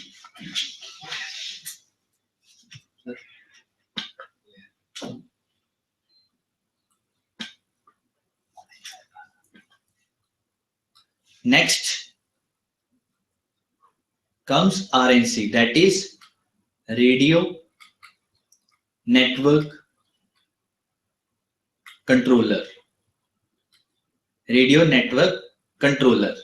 Now, what is a RNC? RNC, it is just like BSC, like base station controller in 2G. It performs mainly the actions which are composed of like HLR, VLR in case, but that was if any area was not having an MSC, and then our BSC could also perform the same actions. But in case of RNC, it performs the mainly 3 actions to cope up with the voice, video, and data. These are the resources of 3G. Main resources of 3G. We have that the 3G network is dealing with the main 3 resources, that is voice calling, video calling, and the data. So, and these all the 3 factors are being dealt by frequency time, power, and codes, as told earlier when we were studying the features or the comparison of 2G and 3G.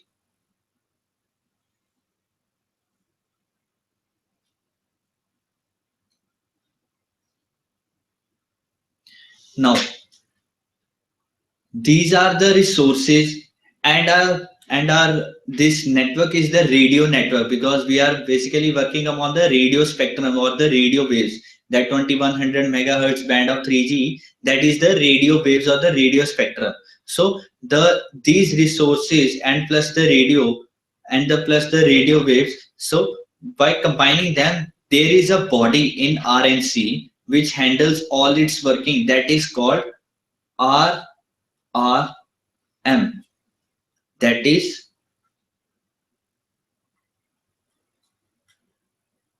Radio Resource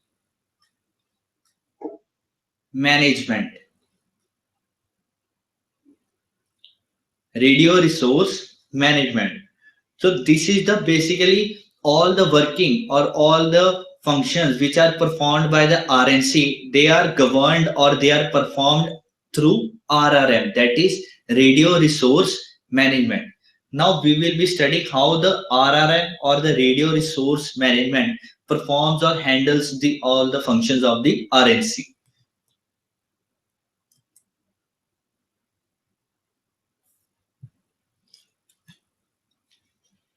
So,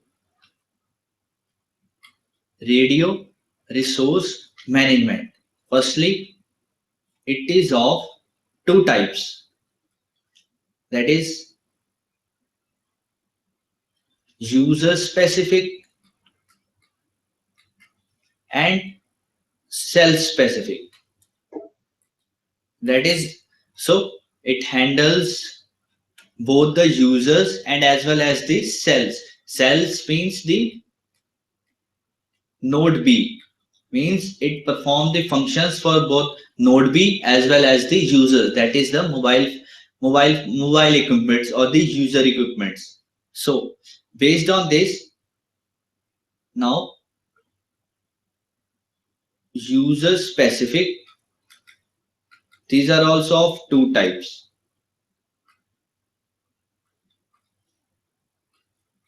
Power control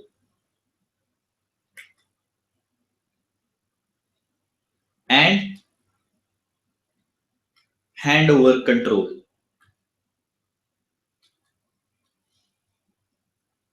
And cell specific,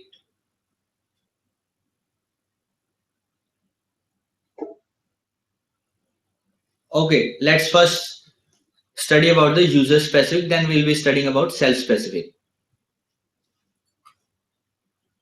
So let us first study user specific.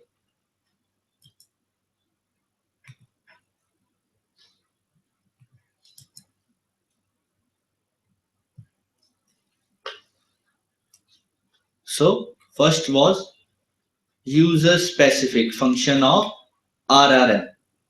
User specific. First is power control.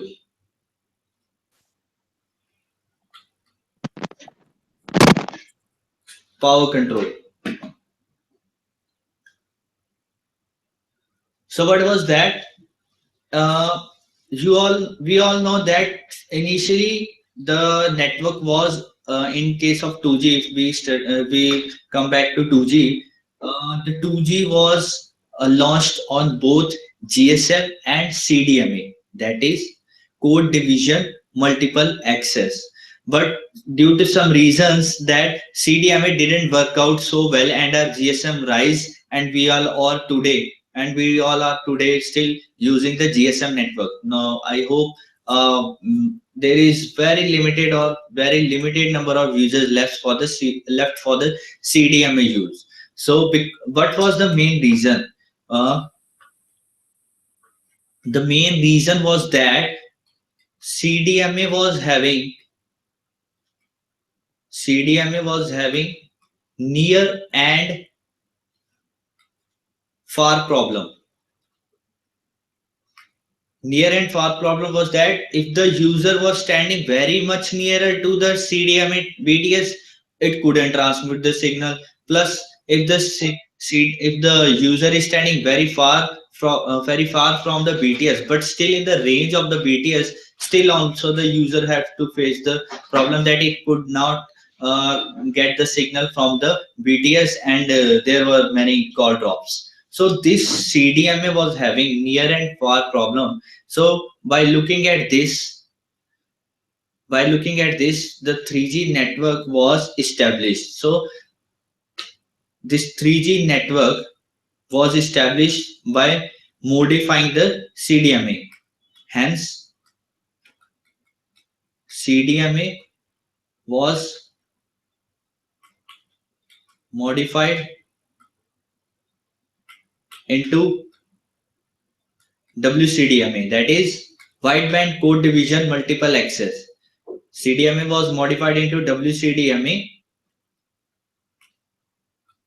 to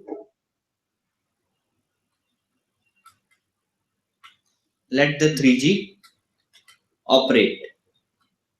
So basically our 3G is working on WCDMA. You also can check in your mobile phones also. You can also check these things in your mobile phones also. Nowadays, what is that smartphones, if we want to check the network facilities, or if we want to see that whichever network we are using, and if we want to switch from 2G to 3G, and if we manually change the settings, but is that there comes 2G, 3G or 4G. But in some smartphones, it is that there it is written that in some smartphones there is written that if you want to use GSM, if you want to use UMTS or WCDMA, or if you want to use LTE, these are basically they are using the technical terms, but in some cases it is simply written if you want to use 4G, if you want to use 3G, if you want to use 2G.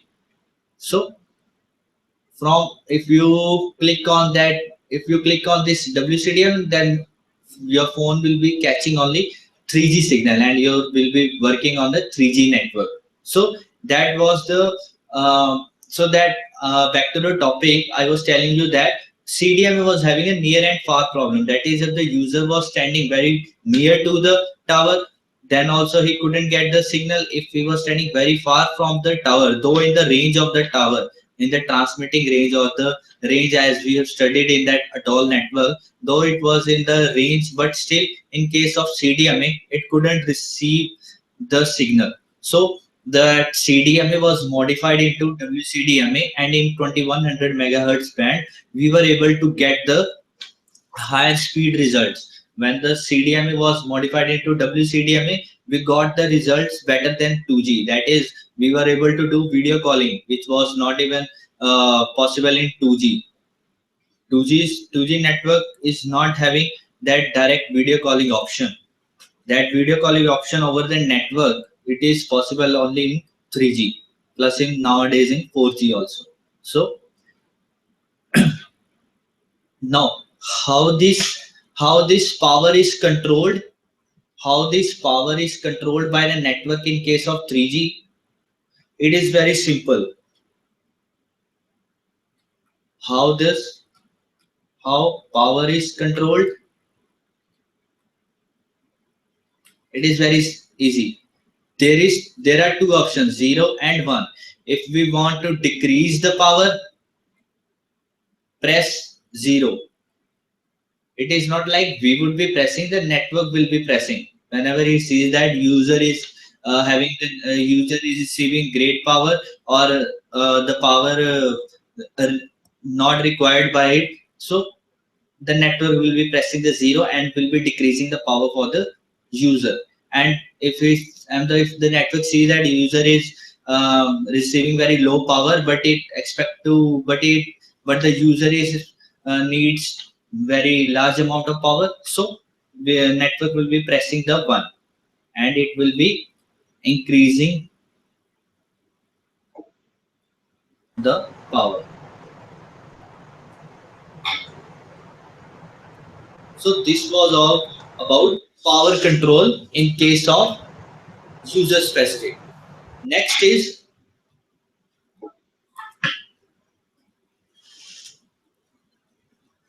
next type of user specific in case of radio resource management. It is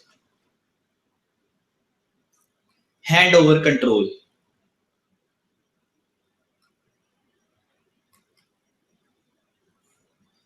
Now handover it is a very important function or very important feature in every network, 2G, 3G, or whether it is 4G, because without handover our network is of no use, because for a person who is roaming from one point to another, one location to another, if the network is not having the handover feature in it, then why would he opt for 3G, 2G, or 4G? No, basically what is handover? Handover is basically, in generally we say handover. From the name it suggests that we are handing over or we are providing a support. So if we technically see in 3G what is a handover? In 3G, handover means transferring a signal from one node B to another node B, or getting a signal from one node B to another node B in case our user is moving from one location to another. That is, handover means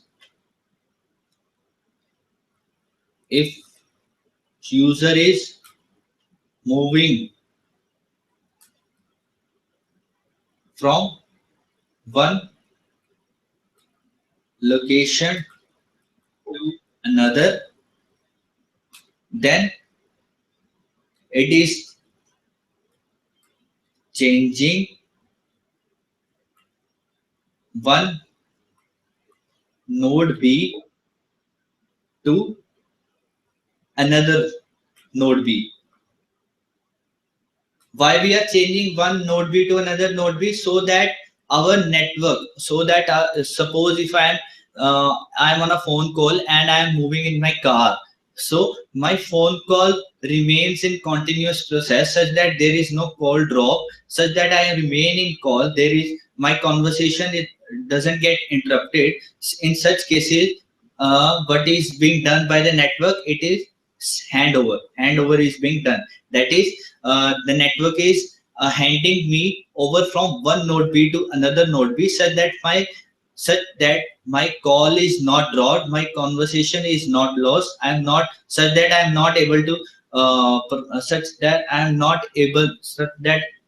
facing any problems.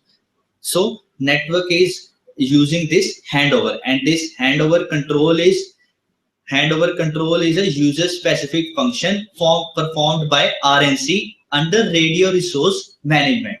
So this was the function of handover control.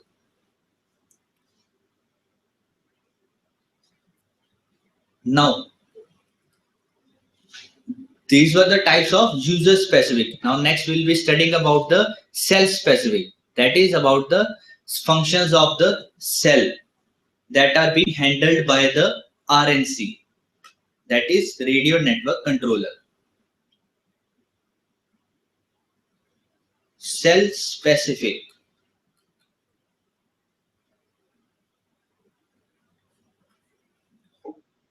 There are 4 types of functions performed, or there are 4 types under the category of cell specific.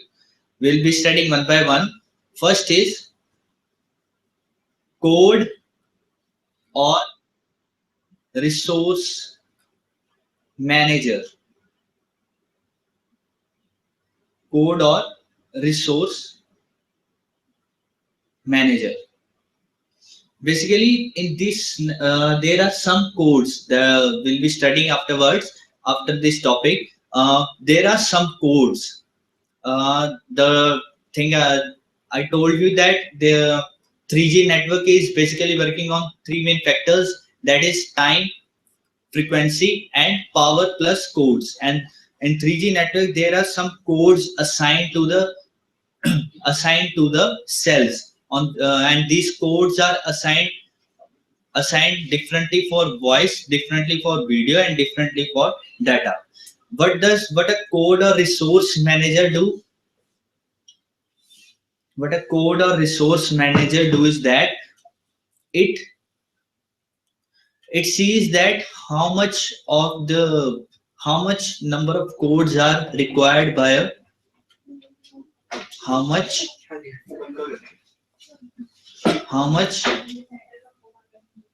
number of codes are required by a node B. That is the main function is that is assignment of codes. Assignment of codes. It sees that which node B requires codes, then these codes are assigned by the code or resource manager under the self-specific performed by the radio resource management in RNC. So basically the main function is assignment of codes. Second, load control.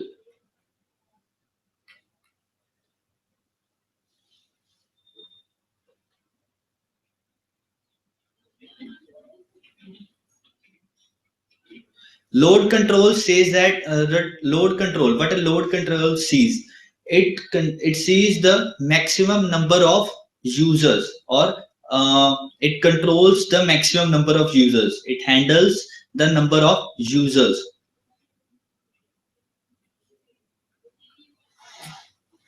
It controls the maximum number of users. That is how much number of users a single node B can handle. These are all controlled by the load control in the self-specific.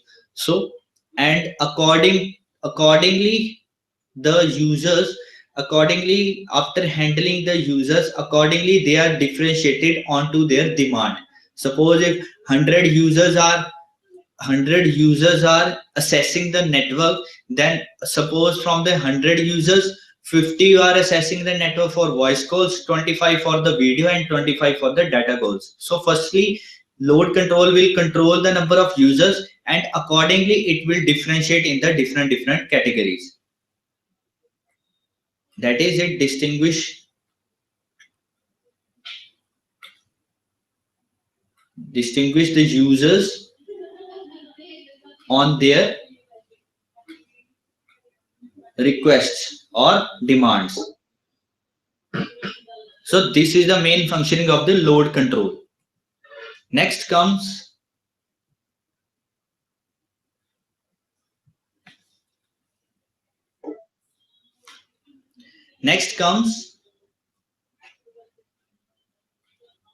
third type, that is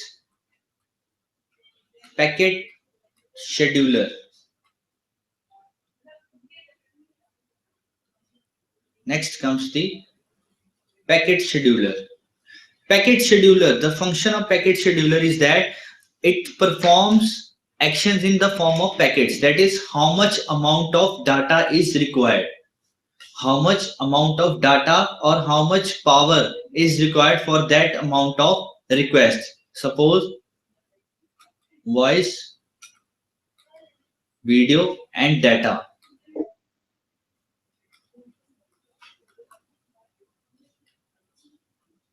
How much power is required. So this will be seen by the packet scheduler. That suppose I am making a phone call. So how much amount of power is required by my 3G SIM so that I could make a phone call? How much power is required by me so that I could watch an online video or I could do a video call? These are all handled by the packet scheduler, and this packet scheduler, the name from the scheduler indicates that it provides these packets or the amount of power into a span of time. That is, for this minimum amount of time is 200 milliseconds.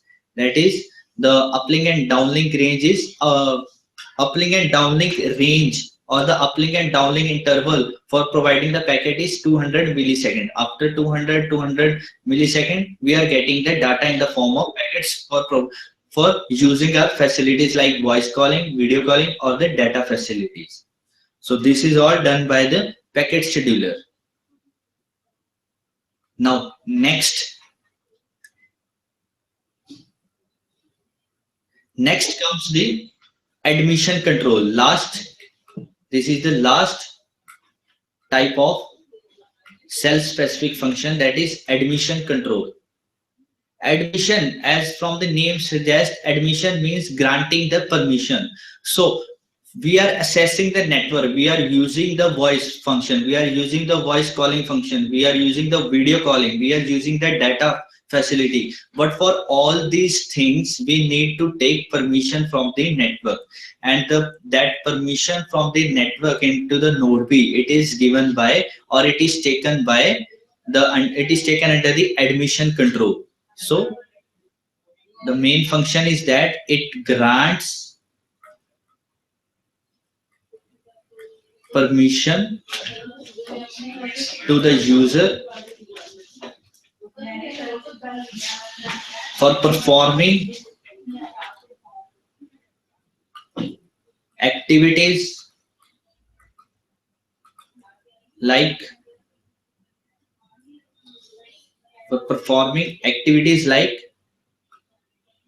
voice call, video call, and data.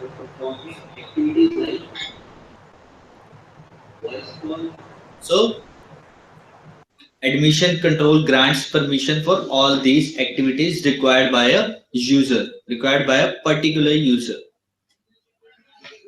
So these were all the functioning of the radio resource management, which is handled by the RNC, radio network controller.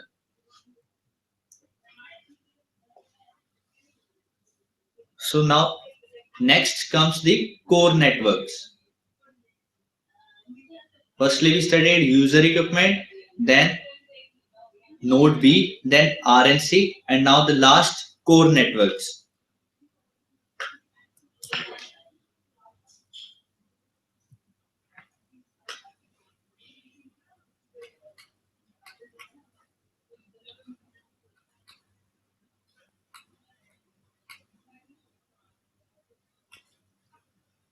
Core networks. Basically, the main functioning is that it performs paging.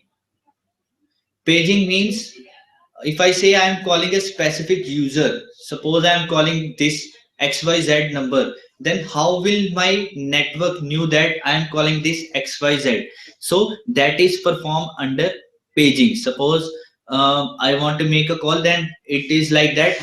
Firstly, the signal will go through my node B and I will get the access, and then the signal will go to that XYZ number and to the near of that node B, and that node B will scan that whether it is having this XYZ number, and after the scanning, the XYZ number will give a response that yes, I am present over here, and that receiver will be, and that receiver or that user will be getting my phone call and will be able to do a telephonic conversation or a video calling as per my demand. So paging, it pages, it scans the particular user from a from a number of users, because I have to call only a specific number. I am not calling or I am not interacting with everyone. I just want to make a call with a specific user, and that specific user function is performed by paging feature of the core networks. Plus we are using the postpaid and prepaid networks, and for all this billing, how much the cost or how much the plans or whatever the time we have made a call, how much duration we were on a phone call, how much to charge for that phone call, all that billing functions are performed under core networks. Plus it has core network is having main bodies like HLR. HLR, as I told earlier, it is the home location register. It basically consists of the original or the basic or the home location database of a particular user, and it is having the IMSI number. Next, HLR. After HLR, it is also having the temporary number, or we can say TMSI, that is VLR or VLR updation. That is, if a user is roaming from one circle to another circle, then all its updation from old home location to the new location, that is the visitor location, it is all governed by the core networks. So it is all comes under the VLR. Next, there is also power level measurement.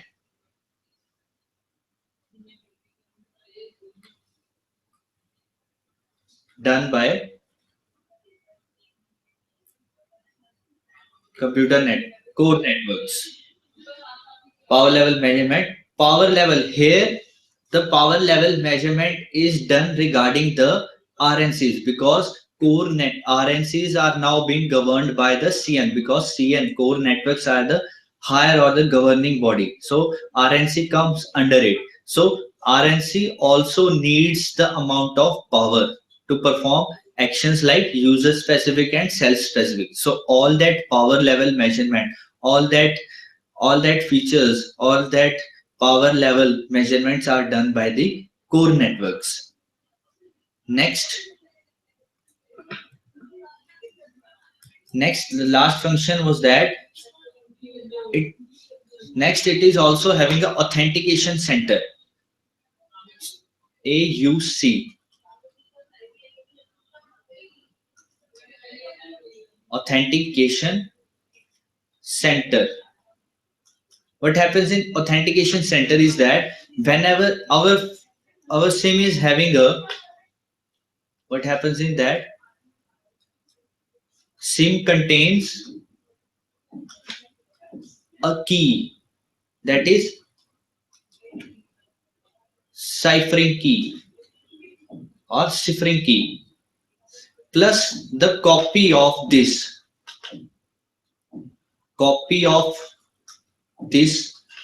KC, that is KI, is stored in AUC. Now, whenever a user want to establish a voice call or video call or want to take data permission, what is that? This copy of KC will generate a random number, and that KI will also generate a random number. This KC, that is ciphering key, this random number will be generated from the user equipment side, because this KC is stored in SIM, and that KI is stored in authentication center. So that KI will generate a random number, and both these random numbers will come across each other, and if both the random numbers are equal, then a signed response will be generated. If that signed response is equal, it means that KC and KI are equal, and user can perform the voice call or video call or data facility. If that if that KC is not equal to KI, that is, if that signed response is not equal, it means that either there is duplicate copy, either someone is having a duplicate copy of KI, or either there can be any problem in our ciphering key. But it is very least chances that the ciphering key is having problem. It is always seen that this case is always seen that when KC is not equal to KI, this case is always seen when somebody is having a duplicate copy. You might have heard about the cloning word. Cloning means making a duplicate copy of our SIM.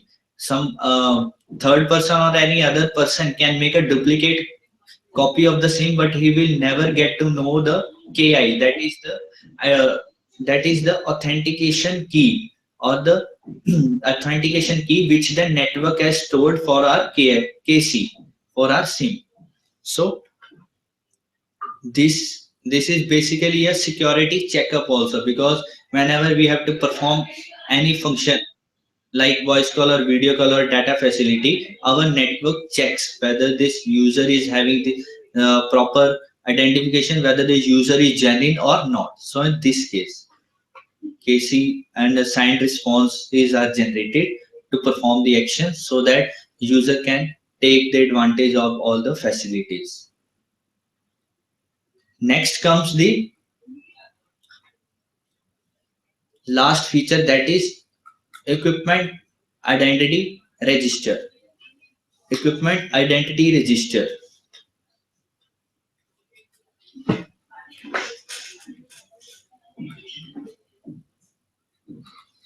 Equipment identity register. What happens in equipment identity register is that we are having three main lists: white list, black list, and gray list. As the name says, equipment identity register, this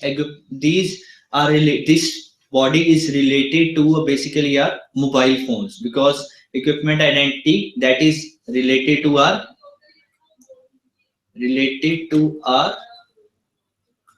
IMEI number, because that is also International Mobile Equipment Identity, and the name also says equipment identity register.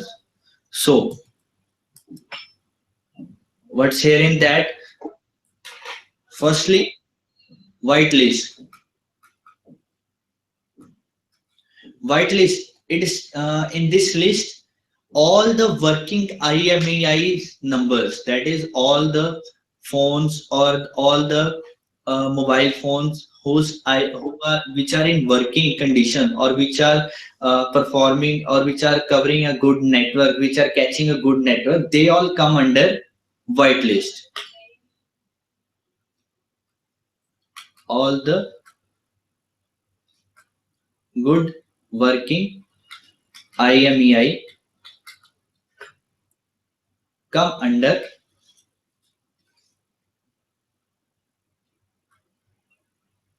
white list. What is a blacklist?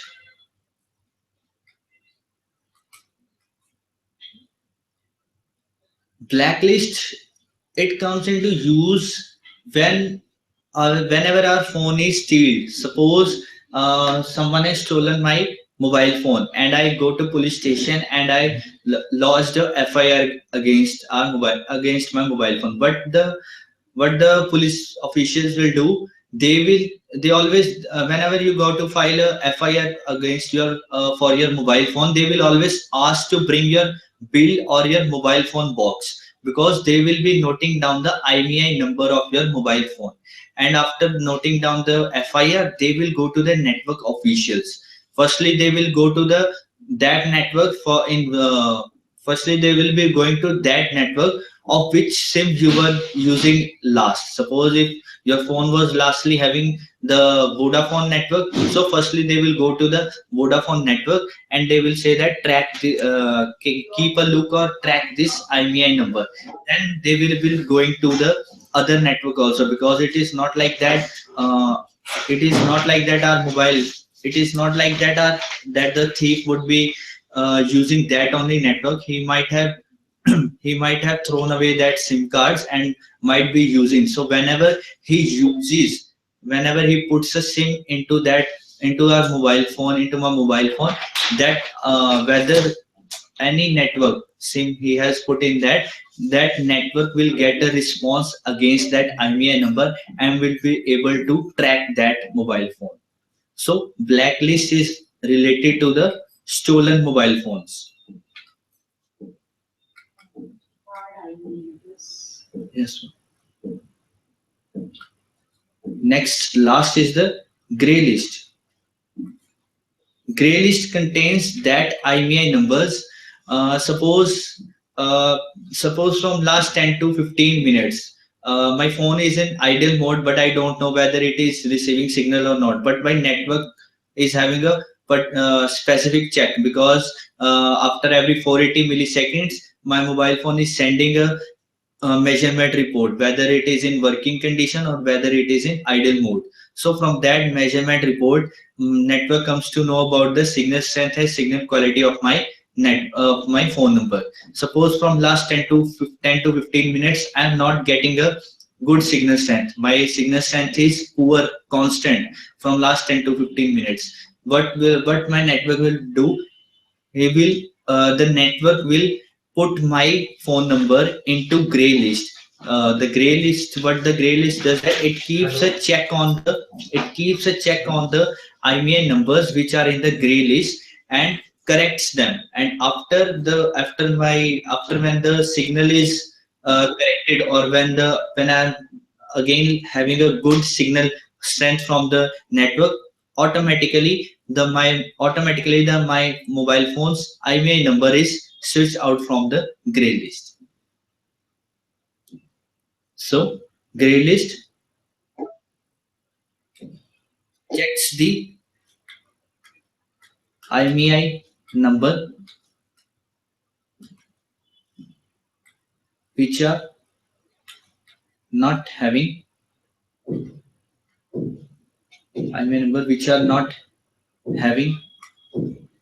good signal strength or other network problems. So this was all about the architecture of 3G. Code skip करवा देंगे थोड़ा सा ये एक बार idea देते हैं okay so next we'll be studying about the codes or the WCDMA.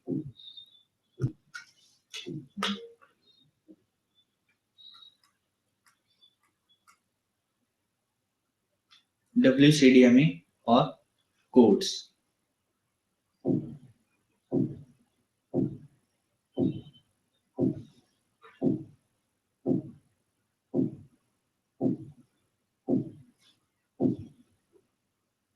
We are having two types of codes.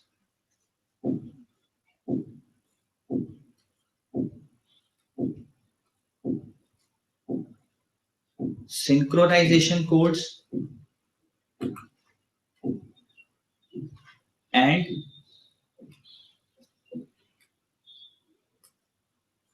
channelization codes. Both of them are of two types, that is uplink, downlink.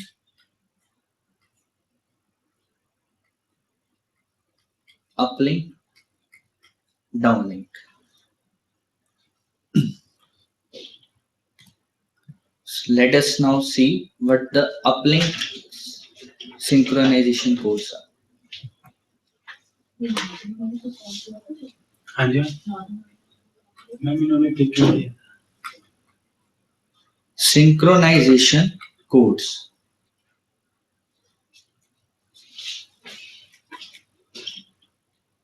Uplink and downlink.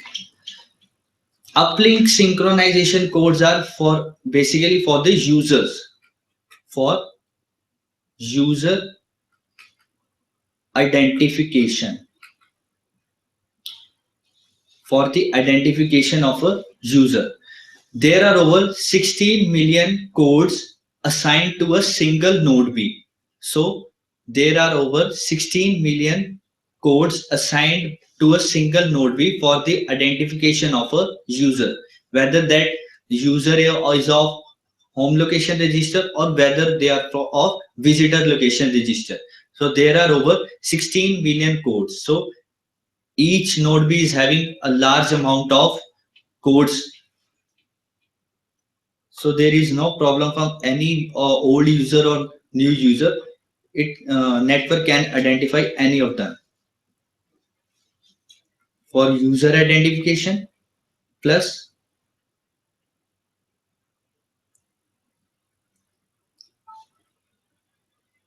it is having 16 million codes assigned to a single node P. Now, downlink codes or the downlink synchronization codes are for cell identification. For cell identification, that is to denote the cell. It is not like that we say that this BTS is of this region, this BTS is of this region. Each BTS is assigned a particular name. Each BTS is assigned a particular name, and these names are assigned as 0 to 511. That is total we are having 512 codes. Total we are having 512 codes, and these are from 0 to 511.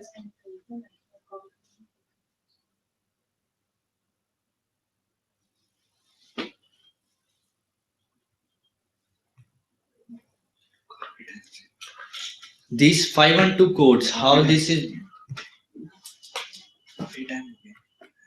0 to 511. So how these are made? It is like these total there are 512. These 512 are divided into 88. So 512 codes are divided into 8 codes each, giving us 64 groups.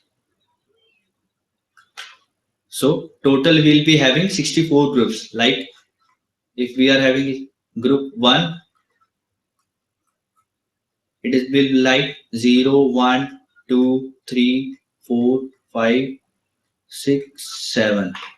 Similarly, group 2, 8, 9, 10, 11, 12, 13, 14, 15. Similarly, so on till group number 64.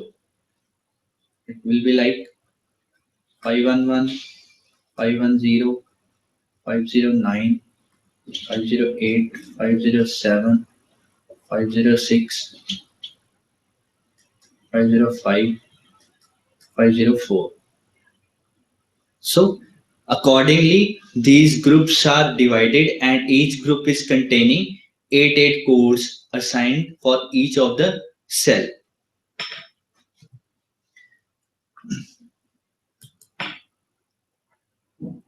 Next comes the channelization codes.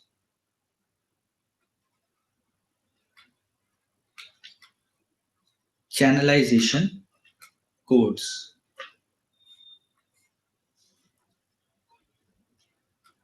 Again of two types, uplink and downlink.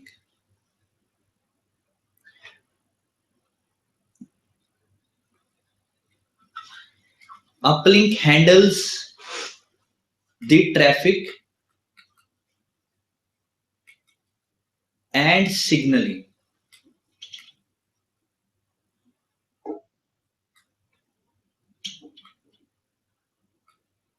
Uplink handles the traffic and signaling of a user. Downlink codes, these codes handles the working or requests for facilities of a same or a different user, like voice, video, or data. Same or different users mean different users. We understand that it is like one or many users. They want to use, some want to use voice, some want to use data, some want to use video calling. And same means it is a function of 3G. It is also having a special feature that by using a voice call also we can use the data facility also. It is the special feature of 3G. So these codes handles the working of these codes handles the working of same as well as different users. So this was about the architecture of 3G and the codes. So any doubt regarding these topics? Any query from any of the centers regarding this session?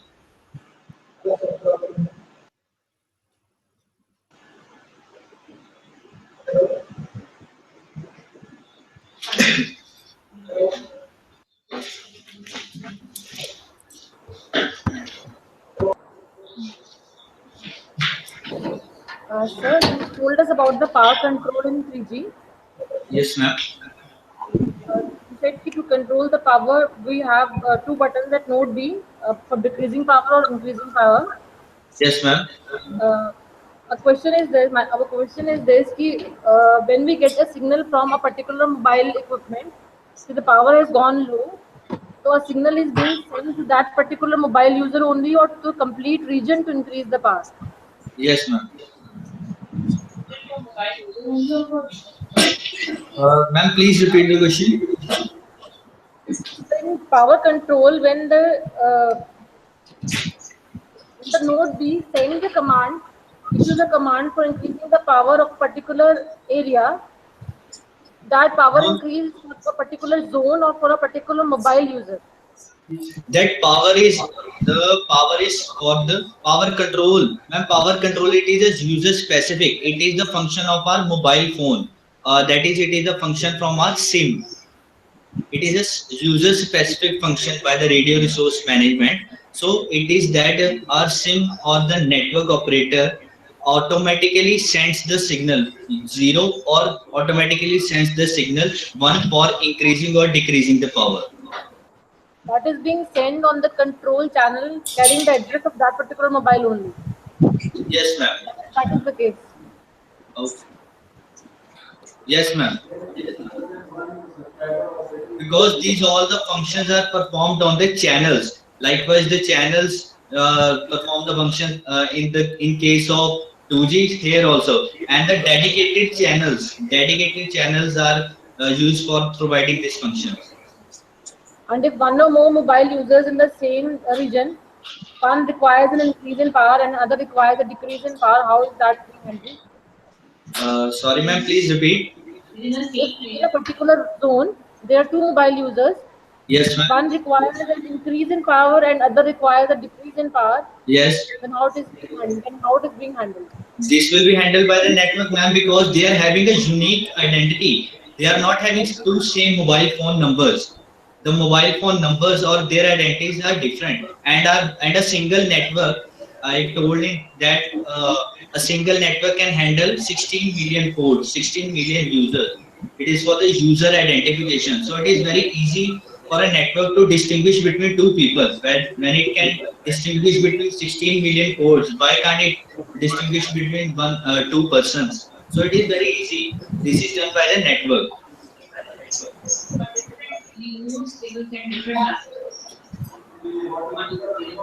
I hope it's clear now. So what is the minimum threshold for that power? Can we get the threshold? It depends. It depends whether you are using voice calling facility, video calling, or data facility. For voice calling, we need approximately 12.2 kbps speed. And these all depends upon the spreading factors. Spreading factors are also there, and these are fixed.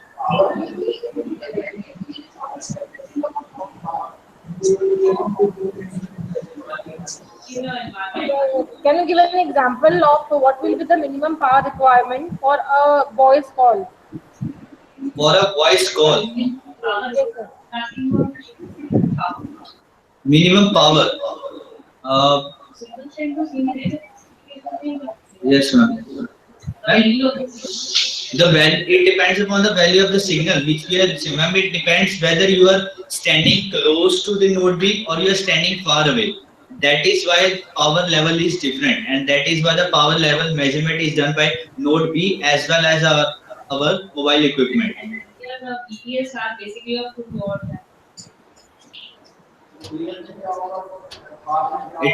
Is it clear, ma'am?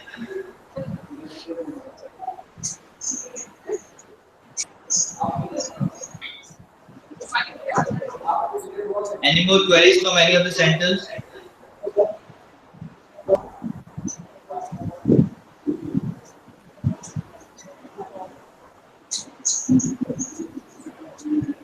So this is a query from Pipe. Hello. Hello. Hello. Sir, am I audible?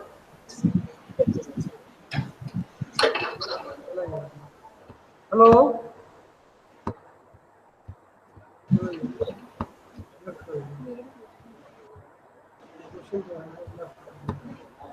Hello.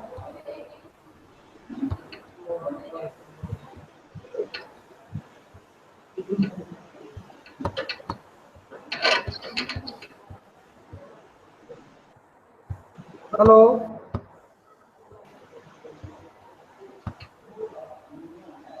Hello. Hello.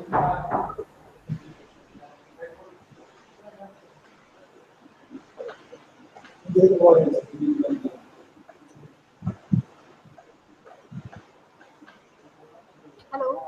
Am I audible, sir?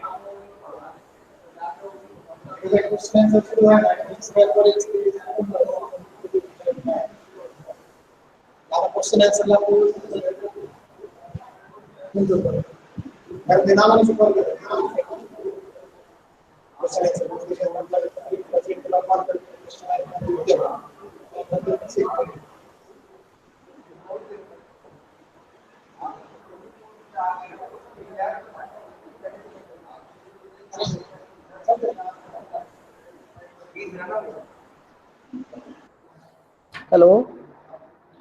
Hello? Hello?